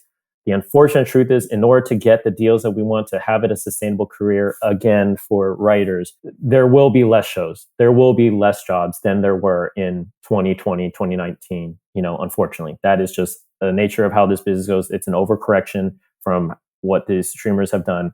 It's sad, but that said, I think what's going to be exciting is that the shows that are on air are very well thought out, should be more developed, and just a lot more powerful and strong in as far as like storytelling and the staff that are on board.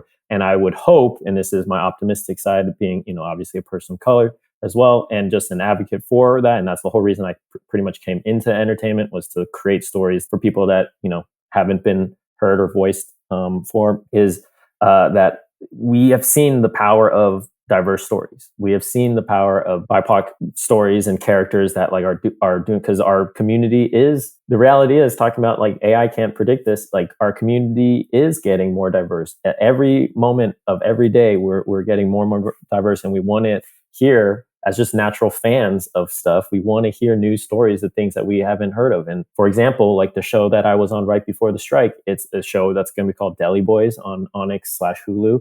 And it's basically a South Asian Godfather, and I don't think I've ever seen, a bunch of brown boys act like gangsters, like on American soil in specifically Philly, right? It's like a very specific vibe.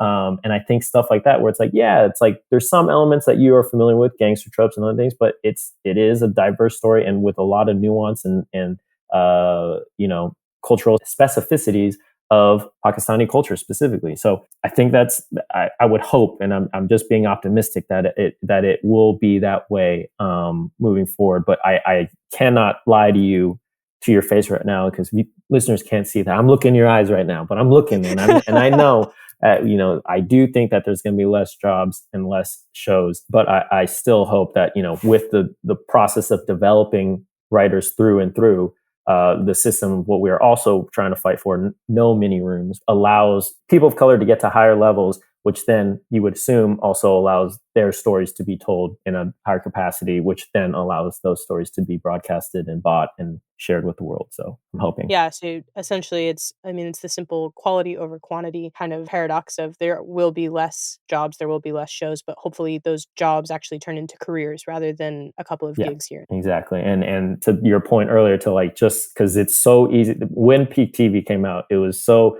easy to hire, like, oh yeah, there's a black character on the show. Okay, we'll hire you, a black kid, to be the staff writer, so that we can like have that person, and we feel good about ourselves. We'll pat ourselves on the shoulder, right? But then the minute that season's over, oh well, the diverse program that paid for your salary is not doing that anymore, and I have to pay for it. No, I'm good. As opposed to now, you would hope that someone like me, who's like been on a few shows now, doing a couple things, like, okay, maybe this person is talented not just because they're an ethnic person, but because they're actually talented, and you're viewed as a person and not just for your skin. What a gift. What a gift. And you're able to develop and go through the ladder properly, so that you can actually create and know what it is like to be a seasoned writer, producer, director, even, so. Right. Yeah, I think it's a great point. Diversity in TV can only go as far as you allow diverse writers to move forward as well. So if you have a system that keeps everyone in that entry level position, you don't get to have the types of shows that represent the entirety of the people watching them, which I think is great. Absolutely. Well, the last thing I would love to ask you, just to end on a kind of positive note, is you talked about being certain at 12 that you wanted to be a filmmaker or do something with filmmaking. And we've talked a lot about the challenges and the struggles and how hard it is to make it here. Was there something that made you decide, like, I want to be a writer and I'm going to stick it through, and this is what I want to do? I think my own psychoness, that's not a word. Psychosis. Psychosis, like that might be it. Just because it was one of those, ever since I was little, I kind of was a very determined person. So it's like when people told me, no, you can't do something, like that made me want it even more. And so I don't know if there's necessarily one thing that like pointed it out, but also just if I had to look within, I think, yes, obviously there's like the personal ego element of it. Like, oh, you say I can't do it, I'll do it. But then also I kind of felt like totally honest, I felt like there was a bigger calling, because even now I've been in the industry for, 10 years, which is crazy to say, but I can name the other Asian American male comedy writers, like maybe with like two hands, like there's really not like that many of us out there. And it felt like I wanted to, like, I know I can do it, technically speaking, and logistically, I want to make sure that we can set a way up so that our stories are told. Because if me, who I think I had all the resources and the willpower to go do it, couldn't do it, then who's going to do it, And so I think that for me put it in a higher mission line for me to go achieve. Which, as cocky as that sounds, that, oh, I'm going to be the one to do it, but like, it's tough, man. It's tough to make it out here, because all the things need to fall in the right place for you, and it's half skill but majority luck. So absolutely, good fortune. So Yeah. Well, Kyle, thank you so much for taking time out of your day to hang out with me and to talk to me about this and to talk to the listeners. I really appreciate it. I appreciate you for doing this and for letting our strike news be known, and for all the fans out there to, learn and hopefully help support and get a better understanding. And if you can support any of the writers or actors that are, out there on the picket lines right now, please do. There's funds that are available to contribute to, and there's also just even hitting them up and just checking their mental health is always helpful. And my final guest today is a WGA union member, Charlotte Austin Johnson, who was a staff writer on the NBC sitcom Perfect Harmony and a contributing writer on the Audible scripted podcast Letters from Camp. Before that, she also was an assistant on the HBO Max show Minx, the CBS show Life in Pieces, and she worked in development at Refinery 29. So she has got a wonderful background to help us talk about what is going on today. So Charlotte, welcome to the show. Thank you so much. I'm very happy to be on the show. Yeah, I'm excited to have you. I appreciate you saying yes and coming on to talk about this. I know normally guests on the show just get to gush about things that are really fun, and this is a little bit more of a serious time. So I am very happy to have you on and to kind of get to talk, be a little bit more clear with everyone about what's going on and what everyone is fighting for. Well, I feel like so much of your show is about, as you said, people who just love television so much. And this is such an important thing happening because I think one of the most interesting parts about pursuing a profession that feels like a dream job is trying to figure out where you also have to have standards within that.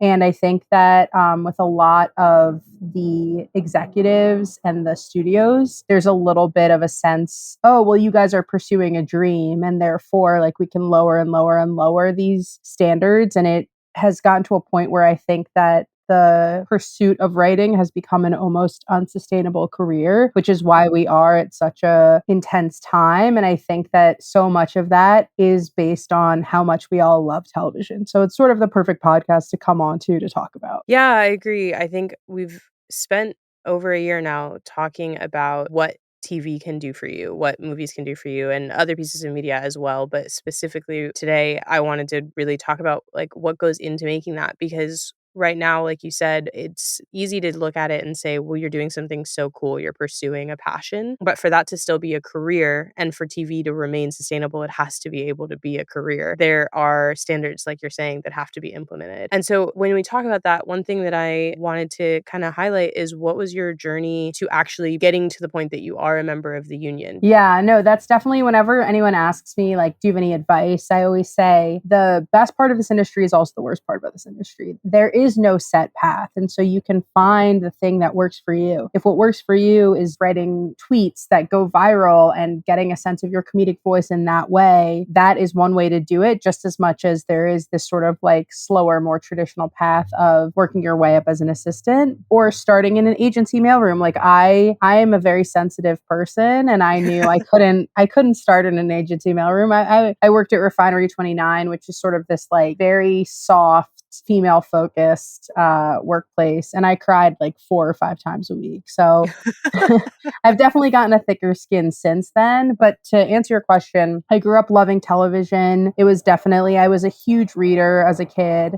My parents didn't let me watch TV when I was younger, but I figured out that on my radio, on like a Walkman that I had, I could like dial into television frequency. And so I actually grew up listening to like episodes of Friends and episodes of Will and Grace and that Thursday NBC comedy block. And finally, as I got older, I started being able to watch more television, and I loved it in a way that felt very different than the way that my brother liked watching TV. It felt like a really active experience. And my dad actually used to say, if you were practicing violin the amount that you're watching TV, I would be a very proud father. So like, who am I to say that this isn't you honing a craft? But I grew up in New York City. I grew up with a lot of pressure around professional careers and what was the right thing to pursue. And when I went to college, there was definitely, I felt this sense it's so hard to be a TV writer. Why do you think that you're good enough and special enough to pursue it? And so I started pursuing psychology. And I remember I was in the library one day and I was writing a college paper. It was a psych paper. It was very research heavy. And I like burst into tears. And I was with my best friend and I was like, I just don't want to do this. And she was like, you are the only person stopping you. She was like, your parents are supportive. Your friends are supportive. The only person stopping you is you. So I very quickly added film classes, theater classes. I did a lot more writing. I made a short film my senior year of college. Basically, I was graduating college and I applied for jobs and I got a job working in development at Refinery 29. They were trying to have their own original content. So while I was there, it was a lot of development work. I moved out to LA. I got a job as a writer's PA after a little bit of, all of this stuff with these things. They sound so much linear than they are. Yeah. It is really hard, but I got a job as a writer's PA and I worked my way up over the span of, I think I got really lucky. I worked on a show that had 4 seasons and I was on the second through the 4th season. And it allowed me the opportunity to get promotions at the end of each season. And I ended up working as a script coordinator on an NBC pilot. The showrunner of that pilot was very generous and let me pitch jokes on set. A lot of those jokes went in. And so when the show went to series, they staffed me on that show. And then COVID happened. I worked on a scripted podcast during COVID. And then this is kind of now where we are. Yeah. Which is like when you describe that, one of the things that you mentioned that's important is you said you were very lucky to work on a show that had 4 seasons. And as I've talked to other writers and that are striking and have talked about what the goals are of what needs to change, one of those things is the inability for those opportunities to happen as much, which is to actually be on a show that continues on long enough that you can move up, and that there are quick cancellations, there are very short season orders. We've gone from 22 to 8 or 10, so it sounds like you had a more ideal experience of being able to actually move up the ranks, which it sounds like has not been the case with a lot of the changes that have happened recently. Yeah. And, I think that is one of the big issues that we're looking at in this strike. And for me, I'm a realist. Well, actually, I'm honestly a naive optimist, but I can be very realistic about these things that we're asking for. And I understand that the industry is changing. I do not think inherently that we need to dig our heels in and say every show must have 22 episodes. But we need to acknowledge that shows used to have 22 episodes. You used to have a job for 9 months of the year, maybe 10. You would get a month off around the holidays and you get a month off around the summer. And that worked for people. That was a sustainable business model for people to be able to pay their rent, pay groceries, take care of children, take care of their parents if they needed to. Right. Now, I understand that we're in a new, age of television, and therefore it might not make sense for a show to have 22 episodes. That's fine. It can have 8 episodes. It can have 10 episodes. But there has to be an awareness of that and a compensating for that in the industry as a whole. I think one of the things, we're talking about getting promotions after every season. I did my staff writer year, and then I went to look for my second job, my third job, and I kept getting offered staff writer positions again and again and again. And not only does that mean less money, not only at the time it meant no script payments. Basically, the role of staff writer used to be considered an apprenticeship position, and it no longer is an apprenticeship position. It's a full writing position. And so they used to not pay the staff writers to write a script. Hopefully that will change soon. That's definitely one of the issues that's being talked about. It's not one of the main strike issues, but it's been a negotiating point for a while. But basically, I got offered the same position over and over and over again. And it would be like if I was a consultant, if I worked at a consulting company and I applied for a new job, they wouldn't just offer me the same position over and over and over again. They wouldn't offer me the same pay over and over and over again. It makes it so that you are unable to actually get the promotions that you need to get. And then you aren't able to stop getting offered that same role years and years and years. I've worked on shows with people who were staff writers 4 or 5 times. It's just ridiculous. Yeah. And that repeating of levels over and over is, like you said, it is like in any other industry, it would not make sense at all to continue to do that. And so I think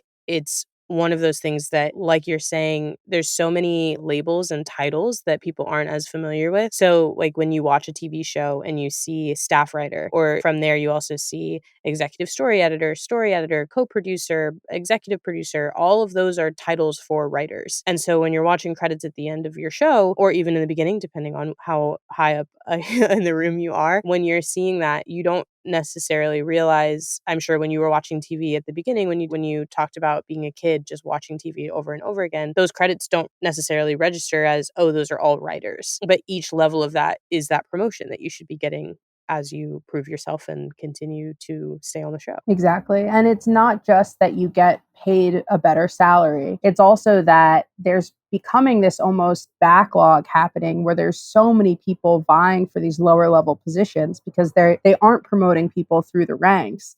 And so it's getting to a place where it's basically impossible to get a staff writer job now. And mini rooms, which is something that we'll talk about maybe now, has mini rooms come more and more in fashion because these studios understand that they can hire 6 writers to do the job of what used to be 15 writers. And this goes back to this same thing that unfortunately we all love what we're doing so much. We care about what we're doing so much. We feel so strongly about writing for TV. We're so happy to be there that when you get hired to work on a show and it's like, yeah, this is a lot of work, but I'll do it. Like I'll stay up as late as I need to stay up. I'll work weekends. I'll do all these things that are unreasonable asks because I love what I'm doing so much. And it's just gotten to a point now where all the unreasonable asks became impossible. And it just got to a point now where there's not a writer that I know that doesn't have either a side hustle, or it feels like the way to make this job work is, or this career work is, it's become a gig economy. I know so many people who have either a side hustle or a full-time job or a job they do on weekends or something that they go back to in between shows. I mean, these shows that used to be 9 months, now they're 3 months, they're 4 months. And so you have 8 more months of the year that you have to come up with some sort of income to be able to pay for the most simple, small things. Yeah, I think I also have been friends with a lot of people that throughout this era of trying to get your first job or get your second job after your first job, which for a lot of my friends has been even harder because once they have that staff writer credit, for some reason, it's so much harder to be able to get the next level to move out of that staff writer slot, or there's not another staff writer slot available because they're doing these mini rooms where there's only high level writers on it. I have a lot of friends who have gone and gotten their first job. I had a friend who actually got an Emmy nomination and then now is back to service work, like waiting tables. And there's nothing wrong with waiting tables, but there is when you're trying to be a writer and you have an Emmy nomination. Those things suck. And it's just not a reasonable expectation that you can have a career and also find a day job that allows you to leave for 3 months to do your career job. And then for the rest of the year, 9 months, yeah, for sure, you can come back. Yeah, exactly. And one other thing that people aren't talking about as much is I got my staff writer job. I was so excited. I was so proud of myself. I worked really, really hard, which is not to say that people who haven't been staffed are not working hard. Everybody is working very hard. Assistants work very hard. I worked very, very hard. I got this promotion. I was so excited. I felt this sense of relief. There had been this promise kind of, if you can just work hard enough to get your staff writer job, like you prove yourself, you work hard as a staff writer, like you can make this work as a career. And the combination of all these things that we're striking for, COVID, I wasn't able to get after I got my staff writer job and I worked on this Audible podcast. I wasn't able to get another staff writer job or promotion or anything like that. And so I started applying for assistant jobs again because I was like, I just want to get back in the room and I'm running out of money.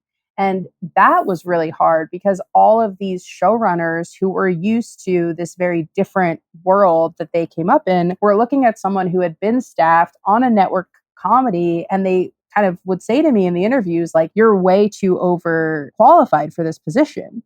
And in my head, I'd always think to myself, if I was overqualified for this position, I wouldn't be applying for this position. If I didn't want this job, I wouldn't be here. And that became a really interesting dynamic too, where you see a lot of, and I think a lot of this strike has been so valuable for so many reasons. But one of it is this solidarity that we're getting throughout the whole WGA, regardless of the position that you're in, because there are people who do not need to be on strike right now. There are people who were making a living, who are going to continue being able to make a living, but they see that the world that they grew up in and the promises that were made to them that they were able to fulfill, those don't exist anymore for younger writers. Yeah, it seems like there's very much a level of solidarity from the top, trying to make it so that it's sustainable for people coming in now. And I would also think to some degree that that's because, especially from the TV side of things, it's a collaborative effort. So if they continue to only have the same pool of high level writers that have come through and had the same experience as them, it's not as good of a TV show if you can't bring in the voices that are from other backgrounds than yourself, or to bring in younger voices that can speak to a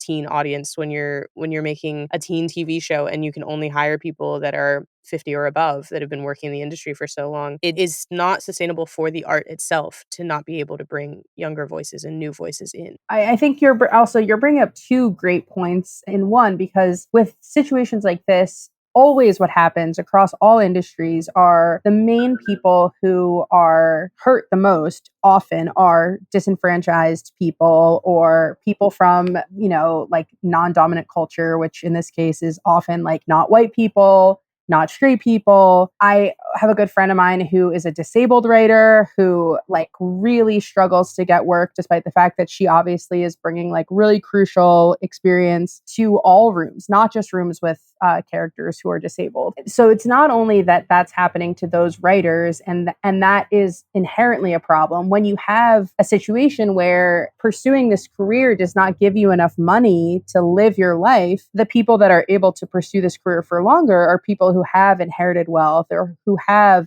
the ability to get that support from other people. And that wipes out a huge amount of people who are being forced to quit the industry, who shouldn't be forced to quit the industry. And then there's the second thing that you brought up, which is actually a point that my mom made very astutely, which is my mom does not work in this industry. She was just learning about all of this stuff through me. And my experience felt so individualized, and I felt like such a failure because I was like, why can't I get my second job? Like, I must not be good enough. And seeing all of this happen has been such a relief for me to see, of just like, oh, it wasn't me. I wasn't this like big like failure who had made all these mistakes. And I was talking to my mom about that, and she was sort of bringing up the point that you just brought up, which is if you are not hiring younger writers, if you're not promoting younger writers, if you're not training people over time, who is going to be the showrunners 20 years from now when the current showrunners have very fairly retired at 70 years old, at 80 years old, at 90 years old, when they're drinking a margarita on the beach? Like, who is going to be staffing and running these shows?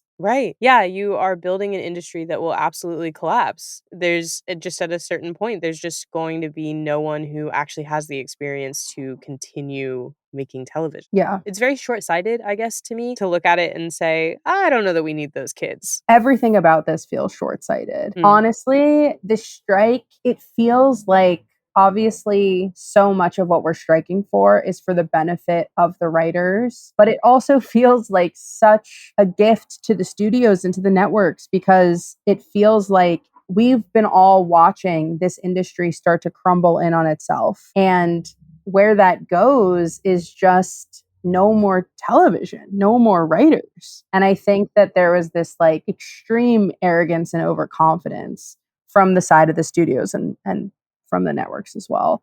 I think that one thing that I'm seeing happen across all industries right now, we're seeing a lot of strikes happen, is there is this push point where it goes too far. Like, capitalism goes too far. The working conditions go too far. You're looking at Amazon workers striking, and you're seeing all of these people who were willing to work for minimum wage, who were willing to work long shift hours. And to give an example, just were like, okay, but we need air conditioning. Like, it's 107 degrees. We just need air conditioning. And these corporations and these CEOs were unwilling to give the bare minimum. And that's forcing these strikes in a way where I look at these CEOs, I look at these studio executives, and I think to myself, like, you're going to end up losing so much more than you ever had to if you just gave us a palatable amount. If we could just pay our rent, if we could just feed our kids, if we could just have healthcare every year, we would have been willing to work the extreme hours. We would have been willing to have shorter run times and all these things. Like we would have given you so much if you would just give us the bare minimum. Yeah, I think one thing I'd love to have you highlight is what it actually looks like to work on a television show. You were working on a network sitcom, which is very different than working on a large drama or a short order show. And I think one of the things people look at a lot of times is they look at the amount, like this is what you're making a week. And to most people, the way a weekly wage works is that you get it every week, and that you go to work for a certain set number of hours, and then that wage comes together and you pay your bills with it. For a TV writer, that's not really what work looks like. So I would love if you wouldn't mind just kind of walking us through a day. Yeah. Well, I mean, look, it's like the best job in the world. Like you won't hear me, you won't be able to like take the joy out of my voice when I talk about this. Like I love this job. I feel like I was truly put on earth to do this job. Every job I had prior to working in TV, since working in TV, the parts of it that I love are the parts that are my TV job. When I worked in development, I remember being like, the best part of every day for me is a meeting. Like I remember so many of my friends from college would be like, oh, I have a meeting right now. And I'd be like, that's the best part. Like you get all the people in a room, you get to come up with ideas together, you get to be creative, you get to like have these human connecting moments. And a lot of my friends were like, I just want to do my job. I don't want to like talk to these people. It's so annoying. And working in TV, it truly is being in one long meeting for however many hours a day. And so the majority of the day you are in a room, you're coming up with blue sky ideas towards the beginning of the season, just throwing anything at the wall and seeing what sticks. As the season goes on, you're going to be reading drafts and you're going to be editing together. On a comedy, you might be doing punch up, which is where you go through a script and you pitch jokes and see if you can get the best possible joke. If you're working on a multicam show, which is a show where they are going to be filming almost like a play, where they're filming multiple cameras at once, and there's a show night, a tape night, you might every week be going to that tape night and watching the actors perform and pitching jokes on the fly. If you're working on a single cam, you're going to be going to set every week. And, you know, it's an amazing, amazing job. I feel so fortunate to get to be a part of it. It's also a lot of work. There are shows that, depending on who your boss is, I've worked on shows till, 3 a.m. and you drive home at 3 a.m. and you come back at 9 the next day. As an assistant, I've worked on shows where I'm working 7 days a week. As a writer, I've worked on shows where, you're spending the weekend reading through the script and coming up with jokes. Late nights, sometimes there are some shows where you're getting dinner most nights with work. And so it can be a lot. Usually at some point during the middle of the season, when you're working on, 4 or 5 scripts all at the same time, trying to balance and navigate all of those things, it is a lot of work. And to your point with the wages, we have to make a decision as, I guess, like a community and as a collective, like, is this work valuable or not? Does it matter to have skilled writers writing content? Because if it doesn't, then this conversation is moot. But you're seeing the amount of money that these CEOs are making off of the backs of writers. And if that matters, then you need to figure out how to give people a living wage. If we are going to, from 22 episodes, 9 months of the year to 4 months of the year and paying for 8 episodes, like, what is the game plan to keep those writers who are really good, who are making shows like The Bear that are sweeping at the Emmys? How are you going to keep those thoughtful, smart writers in this industry and not have to leave? Yeah, and The Bear is a great example because there was a writer from The Bear who spoke about how he was literally living beneath the poverty line working on that show. Everyone watched that show. I think it's one of those pop culture shows that was the show to watch. And so to hear that someone actually putting the words on the page for that show to be possible can't, make a living wage, it's one of those things that it's just hard to process. It's hard to understand how that makes sense. Exactly. Because it's not just the fact that if you're only working 3 or 4 months of the year, there's another, 8-9 months to have income for. It's not just that, it's also that, and this is, I think, the most important thing. And when people who don't work in TV just want me to summarize, like, what is going on, the best way to summarize it for me is that network TV existed. It was the model. That's any show that's on, when you're turning on the TV, it's on NBC, ABC, there's commercials, you're probably watching through cable. That's network TV. And as we've all seen, streamers, Netflix, Peacock, anything like that, anything on the internet has overtaken the majority of where we're watching television. And a lot of really awesome writers before me fought to have certain foundations in place, certain structures, certain minimums in network television where it was like, okay, this amount of money for your salary is fair. This amount of the residuals, the money that the network is going to continue making off this TV show, you get this percentage of it. That's fair. And then when we moved over to streaming, no one had any idea that streaming was going to overtake network television. And so no one put those same minimums and groundworks into place. And so that's how I summarize this big conversation and fight that's happening right now. We're looking at a completely new landscape of TV. And we need to do the same thing that they did in 2008 and all the years prior, where we need to say to these corporations, like, hey, like, let's make some standard ground rules here. Let's make this fair for everybody. Yeah. And that's the thing, is that I think you did a really good job of summarizing it for people who don't necessarily follow the business side of TV for a really long time. If you look at it just from the way you consume TV, you used to have to watch TV at the same time every week. And if you missed it, you missed it. And then you had to watch a rerun or you watched the commercials, and that was the only way to consume TV. Now TV is very much at your fingertips if you have an internet connection, but the payment of how it's done does not at all account for that streaming model. So where writers were paid fairly at the time from the sort of network model where you could actually sit down, watch an episode of TV every Thursday night, and then go to work the next morning and talk about it, the writer who wrote that episode was paid fairly and had a sustainable career. Now, when you can binge content and it feels like there's so much content at your fingertips, those writers are actually not getting the same piece of the pie that they were getting before. And additionally, there is less opportunity to be able to make those shows, despite the fact that it feels like there's hundreds more shows at your fingertips at all times. Those shows aren't getting their second seasons. Large streamers are consistently canceling shows right after the first season. And now we've gotten into an additional phenomenon of removing shows from the internet and from existence less than a year after they've been out. So you don't even have the chance to have that success where you would be receiving a residual or to actually give it enough time to be seen to order a second season or to utilize that on this show that was very good. I know Crater, the movie, was just removed from Disney Plus within less than a year that it had been out. I don't think really anyone had a chance to watch it, to be able to say, like, the show I worked on, here's a good representation of what I can do to be able to take that next job. Yeah, and that's where it starts to feel a little bit evil to me. Like, there have been things throughout this strike where you start to see like the glimpses of evil that I think the studios try really hard to hide. I don't know if people saw this, but there were trees around a studio that they cut all the leaves off of the trees, which they would never do in the summertime. They've never historically done it in the summertime. And they did it just because they wanted the writers on strike to have less shade.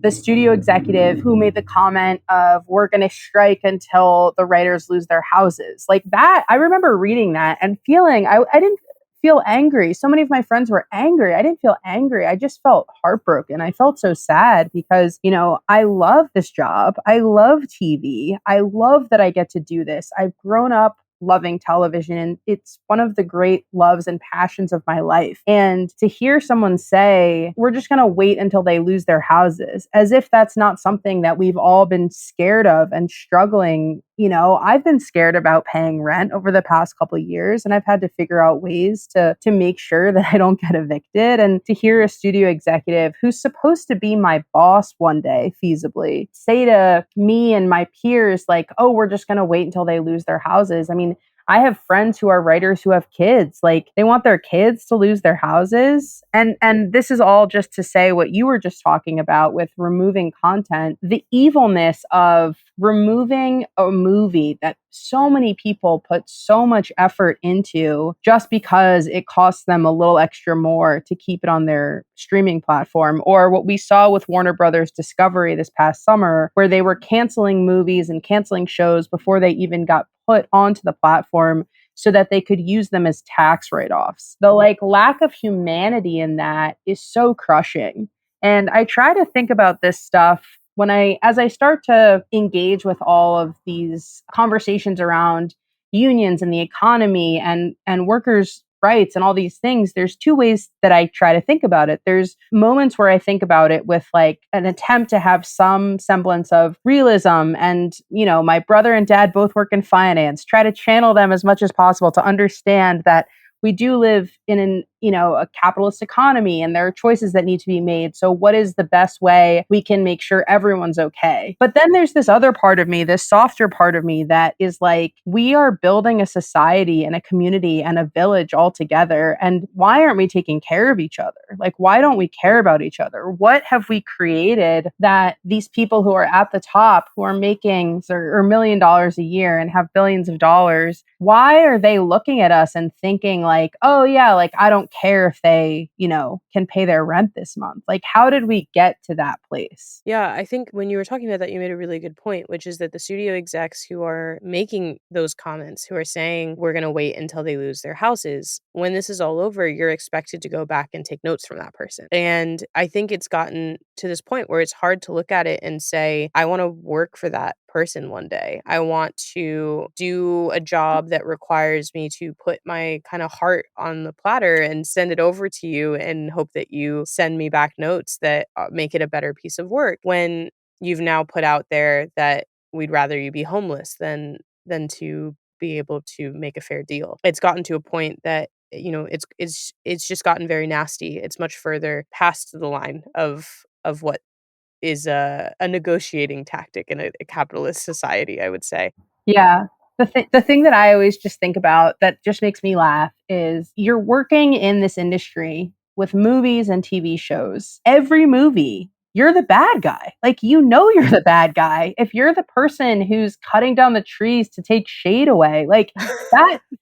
I made a joke about when that quote came out about I hope they all lose their houses, and when you get notes from the studio, there's certain phrases that they always use. Things like we love the world, things like that. So I made the joke of, we love the world. We think the villain is a little too on the nose. We think the quote, like, starve them until they lose their houses, just feels a little too evil. Like, let's try to get a little bit more nuance, because that it does feel, exactly to your point, like we're going to be working for these people one day, and this strike is going to end. Obviously, at some point, the strike is going to end, and I have a feeling that we're probably going to get more. I think we're probably going to get most of our demands. I really do feel that way. Maybe that's the naive optimism, but I really do feel that because things have been so hard and so bad in TV for so long, we all have learned how to sustain with very little income. Unfortunately, we've had to. And I think that things like mutual aids, things like the Entertainment Community Fund, the ways that people are trying to support the striking writers, it's going to make it so that we have a lot longer of a runway than the studio execs think we are. We're gonna get a lot of what I think we want, and we're gonna go back to work at some point, and we're gonna have to figure out how to re-find the love that we have for this, because it is hard. It's hard experiencing this, and it is hard thinking like such a beautiful thing has become such a weird ground of war, Yeah. And the one thing that I hope everyone takes away from this more than anything just involving the Writers Guild is, I think it's really easy for so many of us to feel so much solidarity with the writers. Either we are writers or we love television. And at the end of the day, when the writers get to go back to work, we're going to get to be doing our dream job. When you look at some of these other industries that are striking, people who maybe aren't necessarily doing their dream job or the thing that they grew up doing, but are still getting taken advantage of and powers of abuse, I think that it's really important that we are as activated for